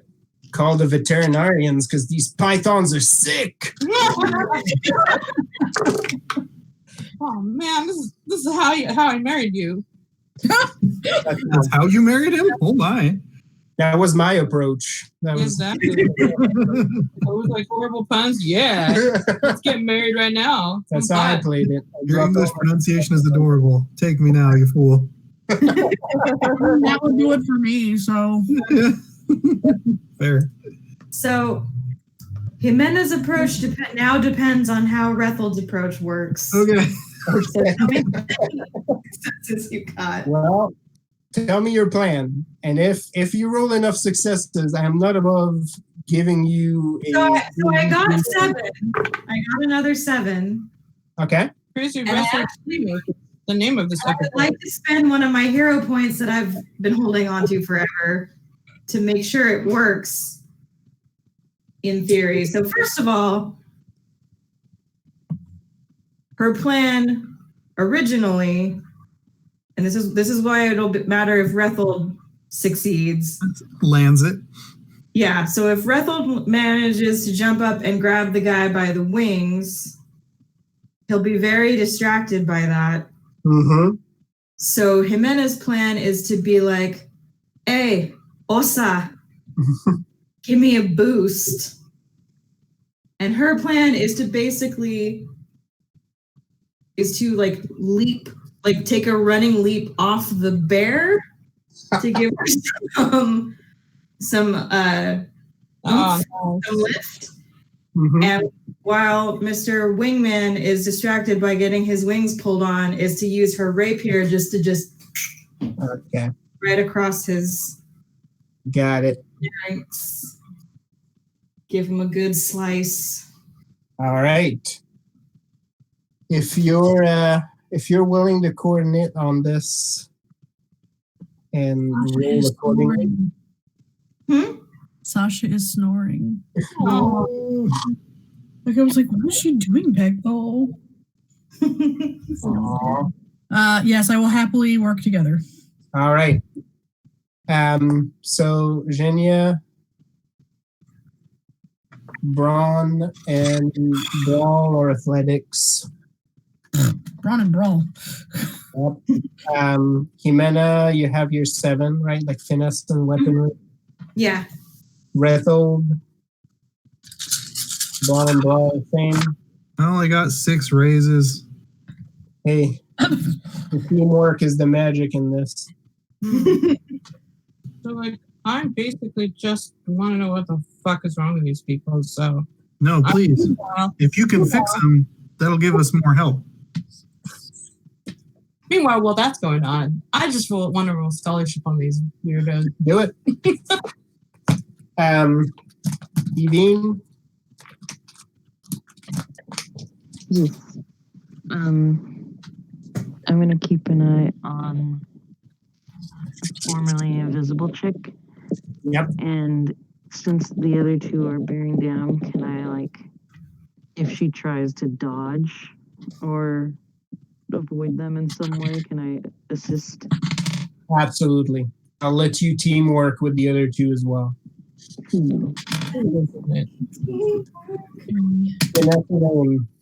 And I got 7 raises. Perfect. Everybody's going to go at around the same time. I got 7. 10. Nice. Yes. Yeet me into the sun. Yep. I'm so mad that he made me briefly think about hurting my family. Right? You get a message from Jimena 2 days after this event that's like, so I'm in Iceland right now. I landed in the mud. Can y'all come get me? I appreciate that you sent me here ahead, but I don't really like being here by myself. So It sucks out here. It sucks out here. It's all gnarled trees and swamps and like there's zombies.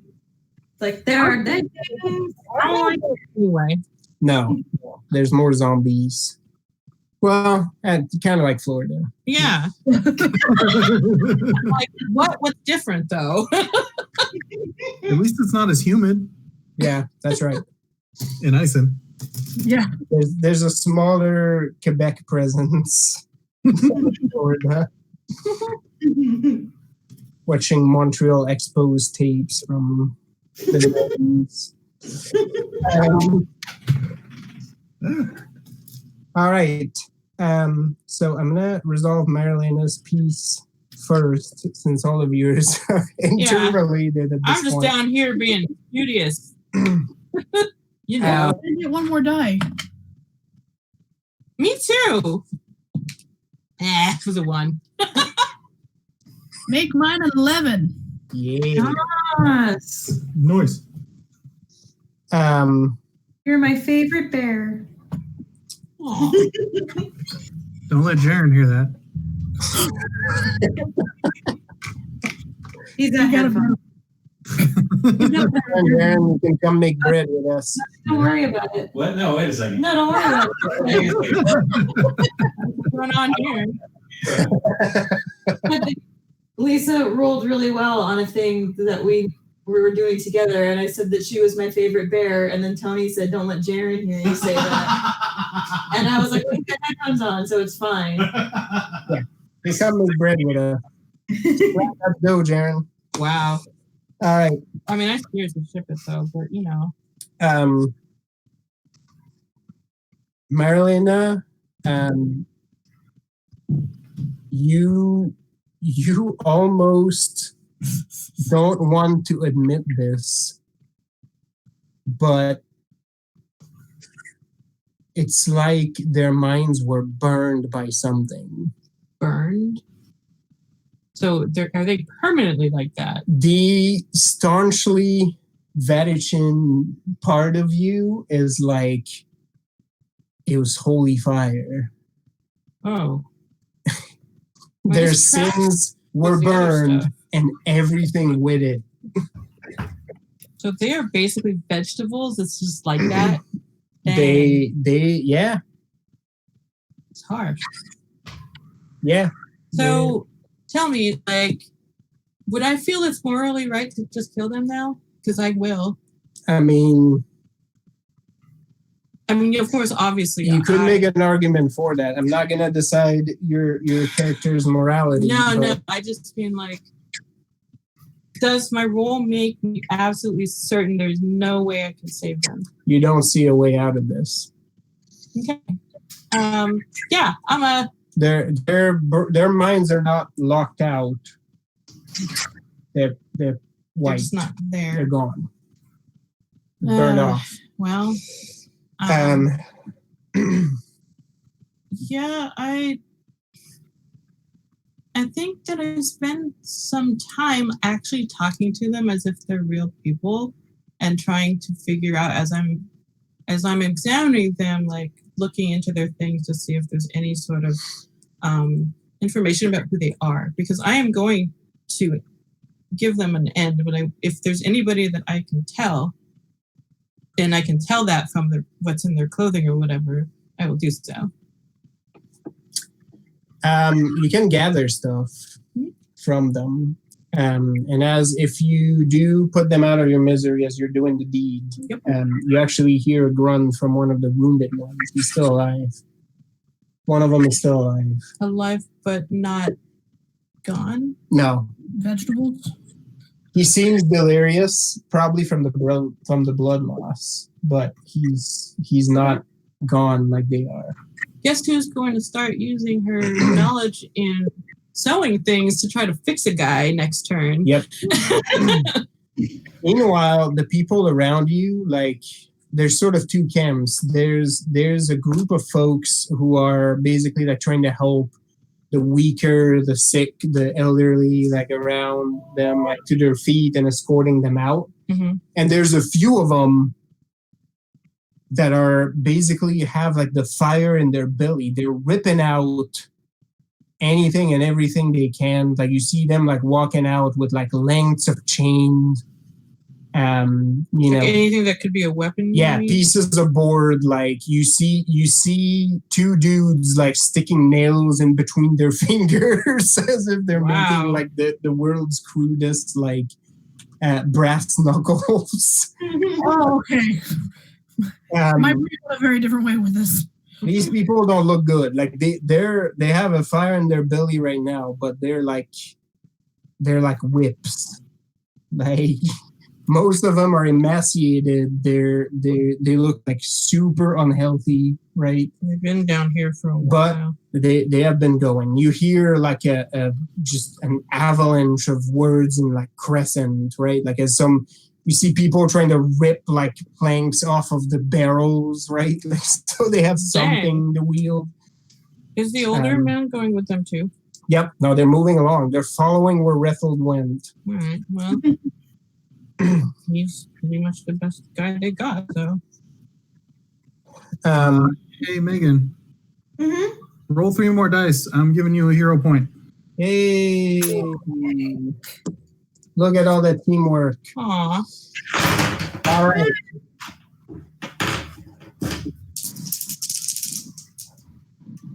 Teamwork makes the dream work, guys. Yep. In On fact, the other boat,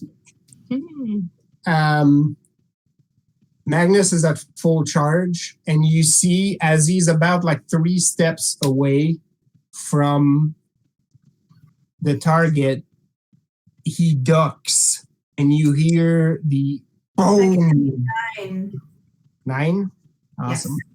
That was a practice move. You hear the boom as the pistol shot basically fires over him and into the lady right before she has time to dodge. She is wounded, but barely manages to step out of the way of Magnus's axe as he just destroys a barrel behind her. And as she's moving sideways from that move, she gets stuck by yet another arrow from Evie.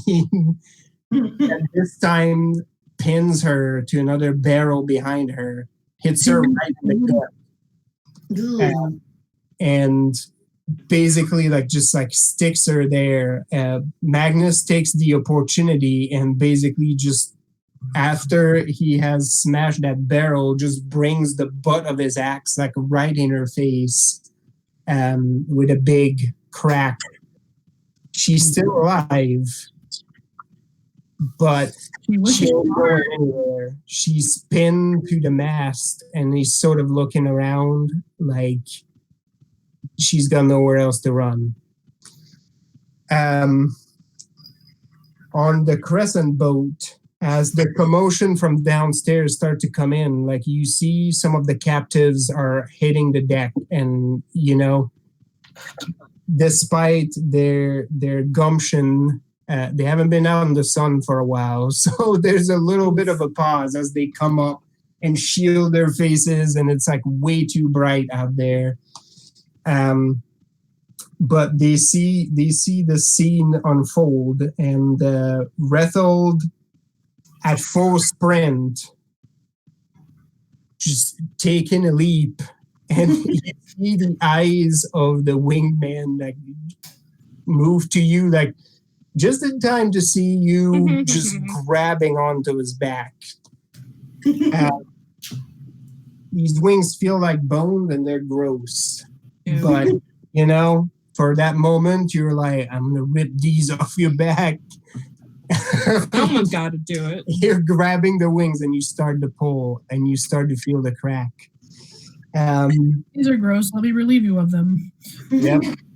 Out of character, you better hope they kill you this turn because we're gonna go down together. Oh yeah. Below, Jimena, you take your running start and you didn't even have to say what you were planning to do as you start to sprint towards Genya.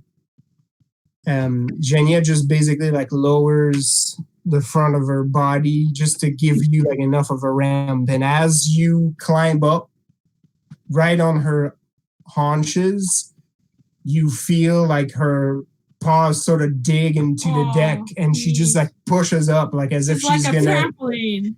Also, she- kitty in the background. yep. Aw. Oh. She pushes up to her feet like just full length, right? Like with a roar. And Jimena, you're going up there. You just feel the muscles ripple and you're launched, and you're like, again, it's the pole vault all over again. You're like, am I gonna go over? But you basically see the form of the winged gentleman, and he still has his head turned from dealing with Rethel trying to rip the bandages. And you see Rethel's head sort of go to one side as you basically collapse and ram right into the both of them. You're drawn. Rethel, you see the blade of the rapier come out through the neck of this guy, like just inches away from your face. Hey, if it gets me, that's cool, man. I don't mind. It's all good. Yeah. And you feel the wings sort of beat the air one more time, and you start to plummet towards the deck. Jimena, your sword is buried in this guy's neck, like sort of dodging to the side as a blast of blood just like arcs past your shoulder and hits the deck. Because you all work together, I'm going to let you use the remnants of your successes to crawl to the back with Rethel, so you'll both collapse with him on the deck. Nice. Not one of you is actually stuck on the awkward side between the deck and the body. Yay! Did it. Genya just falls at your feet with a crack, like just your two comrades and the body of this angel man's the wings don't go away. They just stay out splayed. Pop one of those off. They're part now. He just like face plants like right into the deck, right? It's just dead as a doorknob. Completely limp.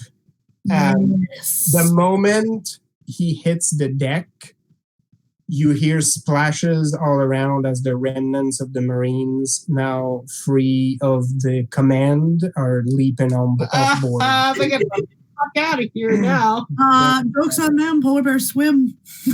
Yep. They're all going down. Nah, leave them alone. I'll let them flee. On the other boat, Evine, you see the lady just still pinned to the mast, like her eyes like raised just in time to see the angel just fall out of the sky and just plummet down to the boat. You see, like, just she looks completely crestfallen for a second.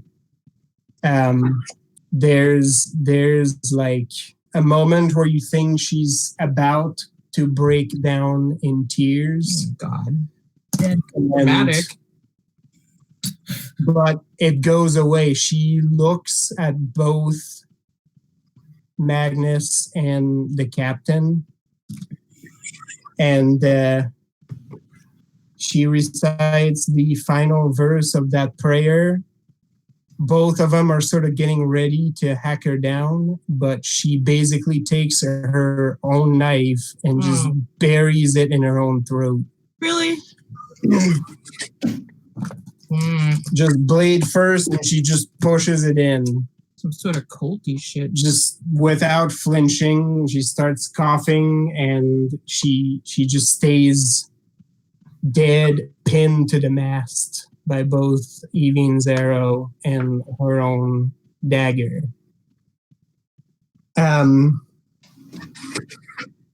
Things seem like they're about to quiet down, but then as Jimena and Rethold step away from the body of that angel, he's suddenly getting swarmed by recently freed and they're beating him with board and chains, and it's not a pretty sight. They need to get that out. The moment the first hit is drawn, they're like wild animals. They just go at it.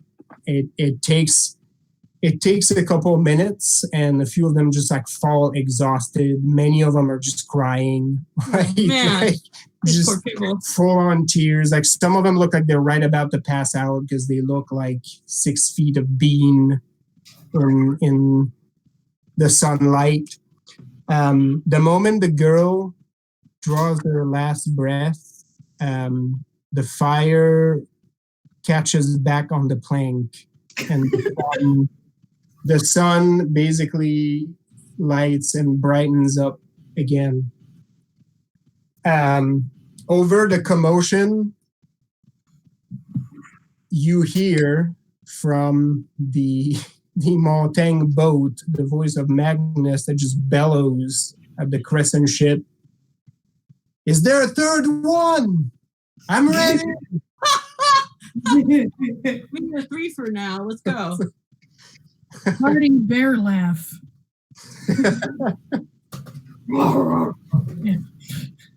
I'm a little more somber about it as I head back to the broken the Montaigne boat. Yep. And I sort of just off to Magnus as I'm walking towards our boat. Like, no hat trick today, brother. And I head down to go find the Montaigne captain. Yep. Or whatever serves as his closest mate at this point, because I want to know what they found, what answers they had when we showed up. Absolutely.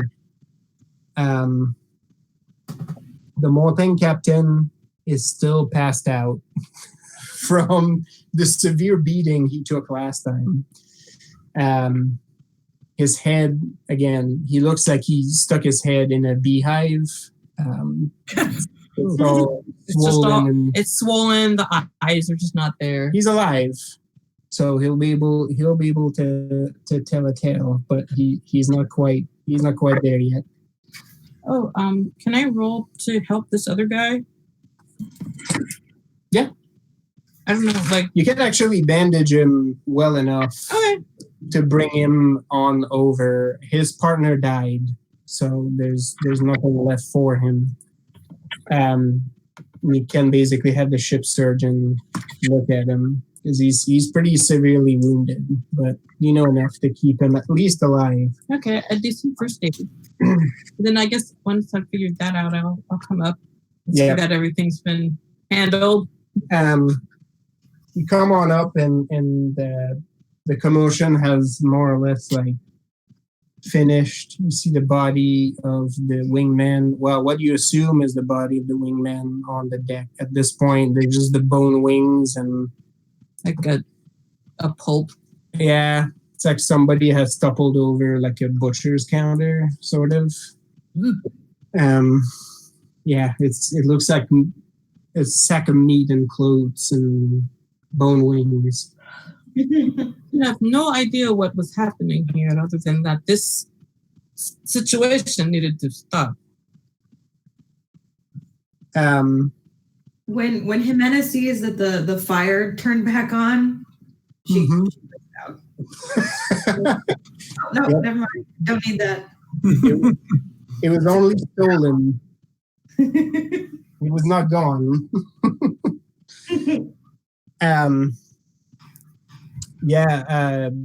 People are starting to shuffle back in, and you see the crew of your ship like being like what was that? What was any of it?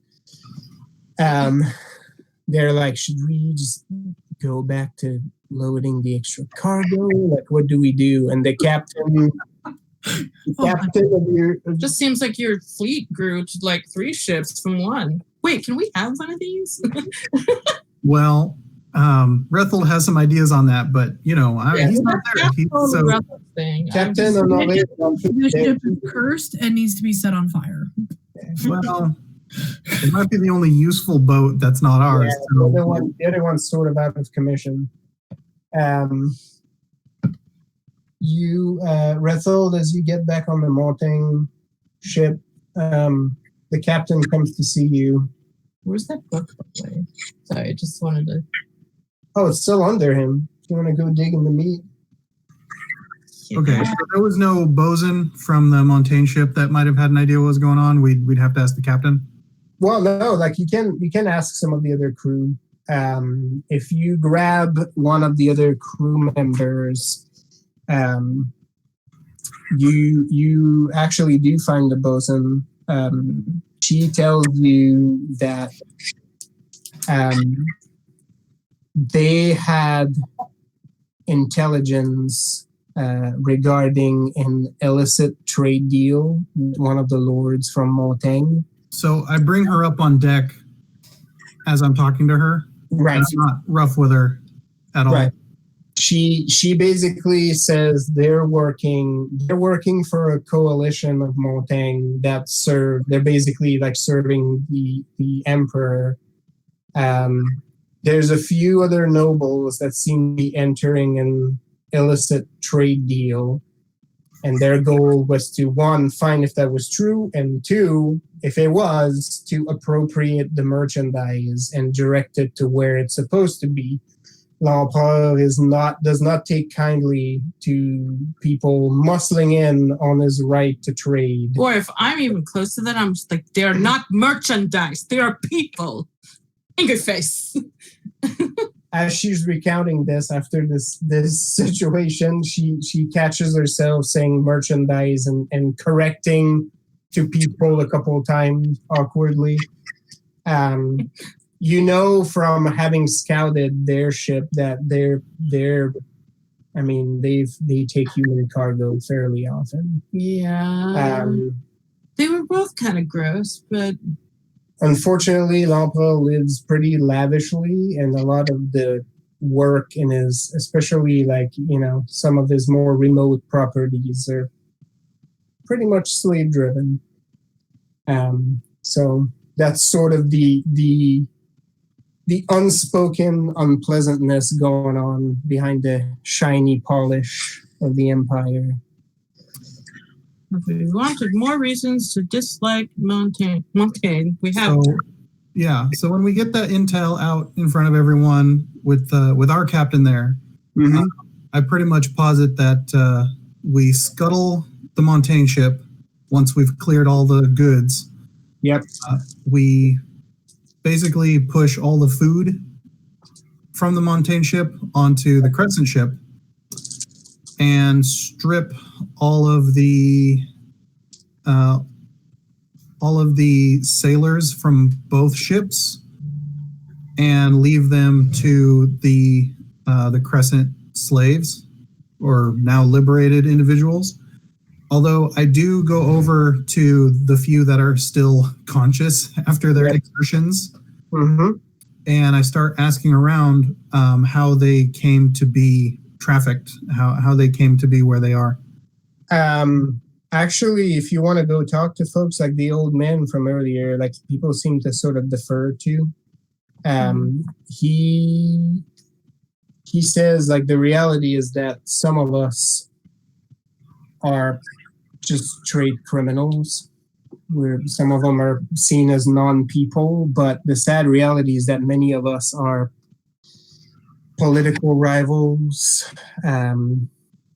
people that spoke against the wrong person, rose against the wrong noble, and therefore were made to be non-persons. It's not right. Like they don't see us as citizens. They don't see us as people. We're just not. All right. And of course, a few strangers have been caught into that, and he points to the couple Ifri folks, and then the couple, Vodache. It's like they were at the wrong place at the wrong time.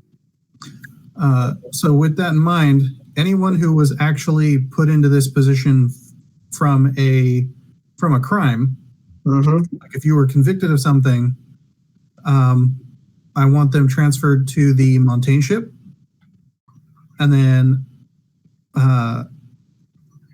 basically have the captain pardon or reassert the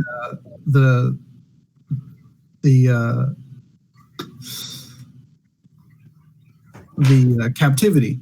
Right. So we're not selling them as humans, but they will remain prisoners. Right. To then How be supposed to know like who's telling the truth. the other slaves. Yeah. The old man basically offers to help sorting this out, figuring out who's who and who's telling the truth. You get a sense from him that the crimes committed are not necessarily incredibly heinous crimes. Like some of them seem like they might have been committed out of desperation, but he's willing to do due diligence. Like, Mary Lena's like more interested in just letting them all be free. I'm inclined to agree. If all the stuff is petty, yeah. I mean, I can actually do my due diligence to try to read them all and get that, but I figure with enough time I would have gotten that. So I'm mostly just looking for any like hardcore criminals that are going to start shit on the boat to keep them. Probably one or two, not the majority, but there's probably a couple that were probably there with just we now have time, we suss them out and if you break away and start to get into this business, people will start to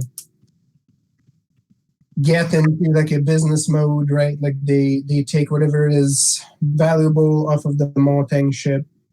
There's a little makeshift office that's being set up like on the deck, since it's between the two ships right now. Like it's sort of a, we can conduct business from there and take the time we need to get all of this sorted out and settled properly. So that will take you a little bit of time to get all of that worked out. If you do dig in the pile of meat, Marilena, you do order the book. I basically, I don't know now, it's too wet, but I was going to actually say, give it to Jimenez, he burned the shit. Well, it might be a Bible. So just because it was in the hands of someone, it's like, It seems strangely like a religious book. Even you could actually read it because you can read Crescent. Do you want to read it? Have at it, I guess. Did we lose her? I don't know. Potentially. It's getting late for her. So Pretty late over on her side. Yeah. She's flying right now. It's just about midnight. Yeah. She's an hour earlier. Okay. Yeah, but I only came over yesterday, so I'm still bleh. Sheila, do you want to read the book? Okay. Okay. It seemed like it would have been like, the first thought would like there's spells in there, but it really isn't. It's sort of a religious book. It does mention the prophets, but it talks about 12 angels that have fallen down and touched near the 8th sea and chose mortals in their eternal war against the Dievas, the demons of the demons that make deal with the Sarmatian. The book is it's prose, but it's very like imaged. It's very illustrative. It's almost like a fiction book, but there's a definite sense of power from it. Yeah, it's sort of fascinating in a way because it tells of a story and it goes through like some of the very early Crescent Empire and the founding of many of the kingdoms within its borders, right? Like it's sort of like interlaced with actual Crescent history. Weirdly enough, it's a book about heroes, even though nothing you've seen today was painted as particularly heroic. So, well, if you think like power is just power, people use it. Older. So yeah, that's more or less the gist of the book. Even some of the words that are recorded in there, like you've heard some of them say, right? You heard the words Kanesh Ahura, which apparently refer to those angels. That tends to be the name. You read in there the name of Farzane, angel of vengeance, who apparently had great wings made out of bone. So, yeah, there's a few pieces here and there that you can sort of connect to this, but all in all, it's more of almost feels like either a religious text or just a text of great stories and parables. Reading rainbow. Kind of sort of an illustrated Bible. But yeah, sort of. Yeah, there's little. That's what the Bible is, kind of sort of. Yeah. Yep. There's like little like wood block like illustrations. Is this the Book of Mormon?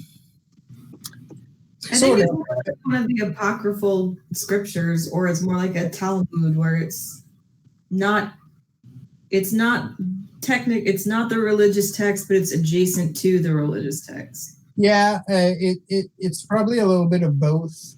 Those of you who are pretty devout Vatichans are thinking that very likely this stuff would not fly at church. Right? Yeah.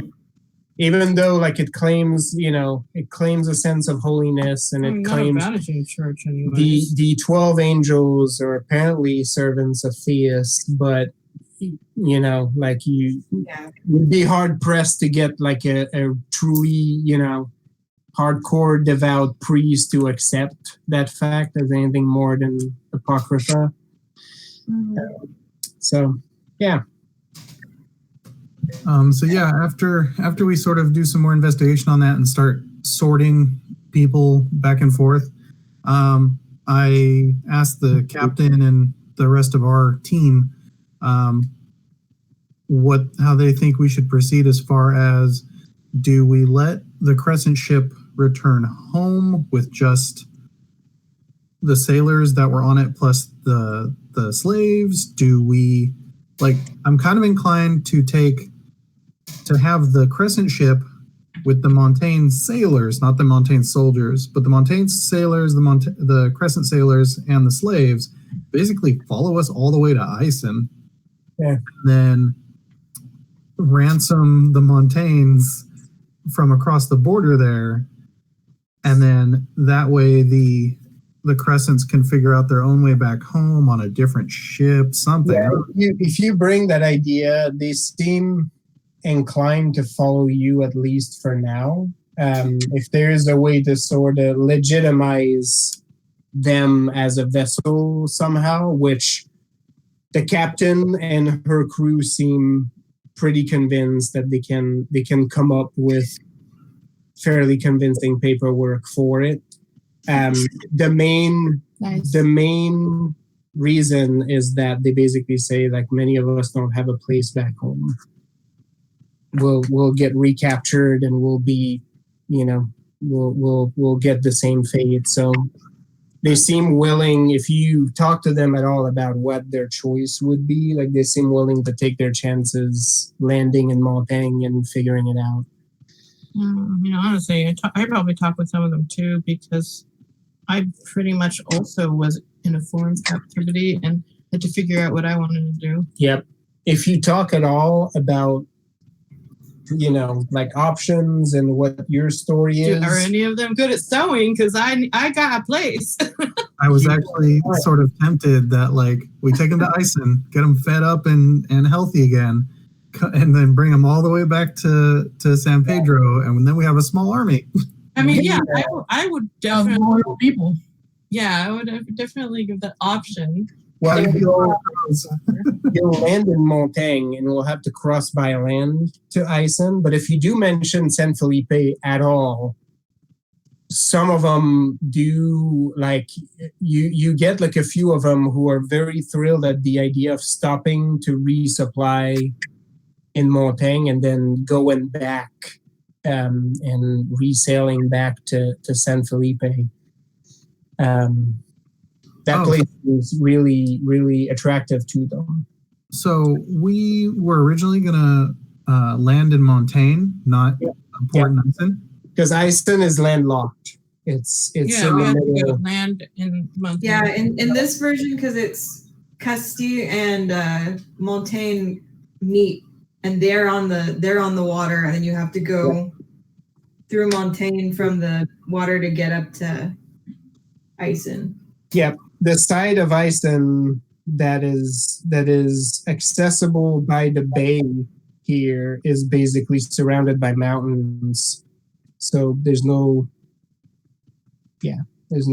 easy way to get up there.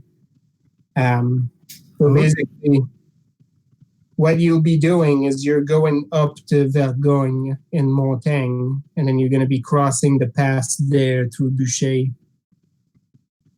Mm-hmm. Okay, but yeah, I'm definitely into like giving them as much choice as possible while helping them get on their feet some way, because they definitely need help like getting back to it from their emaciated state. Can we? So I thought we were going all the way up and around. So I guess that was all the way to the top. Yeah, but no, you're saying we're going to go up through the Frothing Bay. So they're going like right out here. Yeah. You'll be traveling up to Boucher and Barcino, because the crew you're looking at is actually like, you see that we know you missed the ocean, but so the Valder Forest right there, like on the edge of that, is where your guys you're looking for are. Right. What do we know about San Juan? Could we send them there since we know they're definitely outlaws in Montaigne? Well, as a matter of fact, you would have contacts in San Juan. There's a strong guild presence in San Juan. So. Yeah, but this is like extracurricular for guild presence. I don't know what that is. San Juan is fairly safe as a port of if they want to stop there and resupply, or even like do like land travel from there, like they absolutely can, to your knowledge. It's a pretty fine city, and you can potentially through correspondence arrange for accommodations for them. In San Juan, you actually know that Salvador has a trading outpost in San Juan. So we're just going to leave them there while we do our Ison thing? Is that what we're doing? Or we can leave them there, go do that, come back, see who wants to come with us? I mean, whatever you want to do there. Guide them there, and then they can, finally have their own, what's the word I'm looking for? Agency, and figure out what they want to do. Yeah. Yeah, that's what I mean. They're like, if we're going back that way and they want to come with us back to San Felipe after, they'll have to have some time. If they want to go to San Felipe, they don't need us to go to San Felipe. They have sailors. They can. Yeah, especially if they're a second boat. Yep. So they can possibly meet them there then? Yeah. San Felipe is probably their best bet because as far as somewhere to establish, it's one of those cities where, like, I don't want to say it's widespreadly like welcome with open arms to have crescents there, but people are not going to look twice about having crescents in the city. It's not that uncommon. The further north you go, the more people are going to look at you. Yeah. So what's Mr. Blind Man's deal? Is he like an ex diplomat or something? Like what? He seems to be the head honcho. Yeah, they sort of flock to him. You find that he was actually like sort of a bit of not quite a revolutionary, but like he spoke against some things that some of the local monarchs were doing, and basically like published works that sort of outlined like corruption and abuse of power, and as a result he and his crew were made political prisoners, and he was basically blinded as punishment. These are my kind of dudes. So for a lot of people, he sort of represents, like a power to the people sort of deal. So they sort of flock to him. He's very erudite. If you talk to him, like you find that, like Evine, he speaks multiple languages. Before he was blinded, he was a fairly renowned author. So wrote a number of treaties. Does he have a wooden eye? For that? Does he have a wooden eye? No, he doesn't. He just has two orbs that do nothing. Useless orbs. Yeah, that's right. Do we need one? I have one here. Coming back. Yeah. He's following me. But yeah, he's basically like he's academy taught, right? Like he's a student and a bit of a philosopher. I want dibs on this guy. I'm sorry, but I got plans. You find that he's actually very religious, despite all the shit that happened to him. He's but he seems to be in very deep disagreement with the Inquisition. Well, good. Yeah. I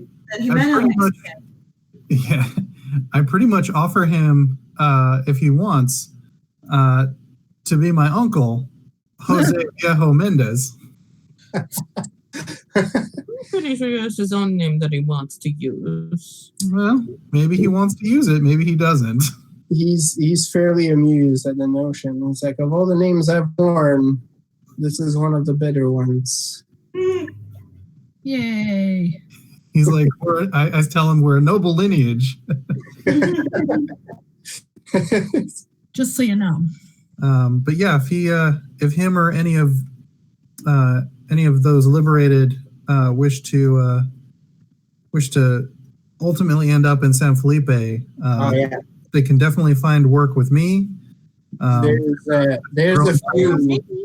There's 4 or 5 folks that if you make the offer to the old man, they almost immediately also step in. A few of them, like there's a couple fellow authors that sort of fell in step with him, and 3 of them were more or less the soldiers of this little revolutionary movements. So they're enthused at the idea of settling in somewhere else. And well, yeah, I absolutely tell them no one's making decisions right now. We're gonna get up into the Frothing Bay and then figure out whether you're going to San Juan or not. Do any of them want to join us as part of a crew? Because we're going up into Ison, we're doing weird shit, we're coming back. Like, if that's doing weird shit, you actually get a couple takers from that. There's 4 or 5 that are sort of in talks with the captain. They want to join her crew. Neat. They're interested in doing that. Everybody get a little bit. They almost immediately get welcomed in by Ibrahim, the cook, who speaks with them in the native language. Right, there's an immediate connection there. And yeah, like you actually get a few. 3 of them are actually interested in following you wherever you may land. Wherever. Sorry. They're basically like, like it's 2 men and a woman. They're like, we never thought we would see freedom again. We want to make the most of it. We just want to go out, want to see things. Maybe later in the Discord channel, you can give me a little bit of breakdown on them. Yep. So before the next game, what I'll do is we'll do a little breakdown of who's who's doing what, and who's leaning where, so we can organize a little bit more of that. Yeah, that's a lot of admin to do at the 11th hour of the game. Yep. And that's basically, it will take your crew basically like almost the full day just to reassess and reorganize everything and finish emptying cargo. So we'll, as you get busy with that, I think we'll call it for tonight's game. I'll give you a list of everything you found on there. There's some interesting items as well that will have surfaced as you plundered some of the cargo, so you'll get your pick of some of those if you'd like to keep them. Just to put it in before we cut. Yep. Zhenya is using regeneration. Yes. To heal 1 dramatic wound. Yep. Because that's all I can do right now. Yep. She unbears and lumbers over and is the worst for wear any of you have ever seen her. Oh, yeah. She pushes the bullet out of her arm and heals it, but the giant gash in her side is still awful and terrible. Yep. It looks like a bite wound. Yeah. So you're quite sure she hasn't gotten bit by anything. Yeah. That's what they do. So I have a question. Yep. So my duelist says that I get a hero point anytime I turn to my sword to defend a noble cause, which I imagine freeing people from slavery is a decently noble cause. Yes. And then also, my alchemist gets me a hero point whenever I better somebody's life with alchemy. And I would argue that I used alchemy also to take down that guy and free those slaves. Yes. I have 2. You can make a case for that. Yes. Yay. I already did this one last time. Oh, and also before we after we can do it after we cut the internet, but before we all F off, Jaren wants to talk to you guys about tomorrow's game real quick. Yeah. I didn't have anything too crazy. No. Oh, sorry. We can, whatever. Anyone else got in-game admin they want to add? Give yourself a 5 experience. Bunch of ridiculous swashbucklers. Zhenya finds Ricardo to pass out on. Ricardo finds you actually as you step up the plank and out on each other. You look all beat up. Well, Zhenya, is someone gonna patch that up? Like, yeah. I can only patch up 1 dramatic wound at a time. Oh, like actually like bind you up and that sort of thing. That's why we're looking for Ricardo. Okay, all right. Yeah. We'll do it really sensually. That's right. He does it really slowly, and he's like sweating as he's touching your body, That's all right. anime style. It's he's gonna do the like only in his linen shirt business with the roll. I was like, well, Zhenya's the same way. She wears pretty masculine clothes, so. And it's like, you didn't wrap it right. Do it again. I'm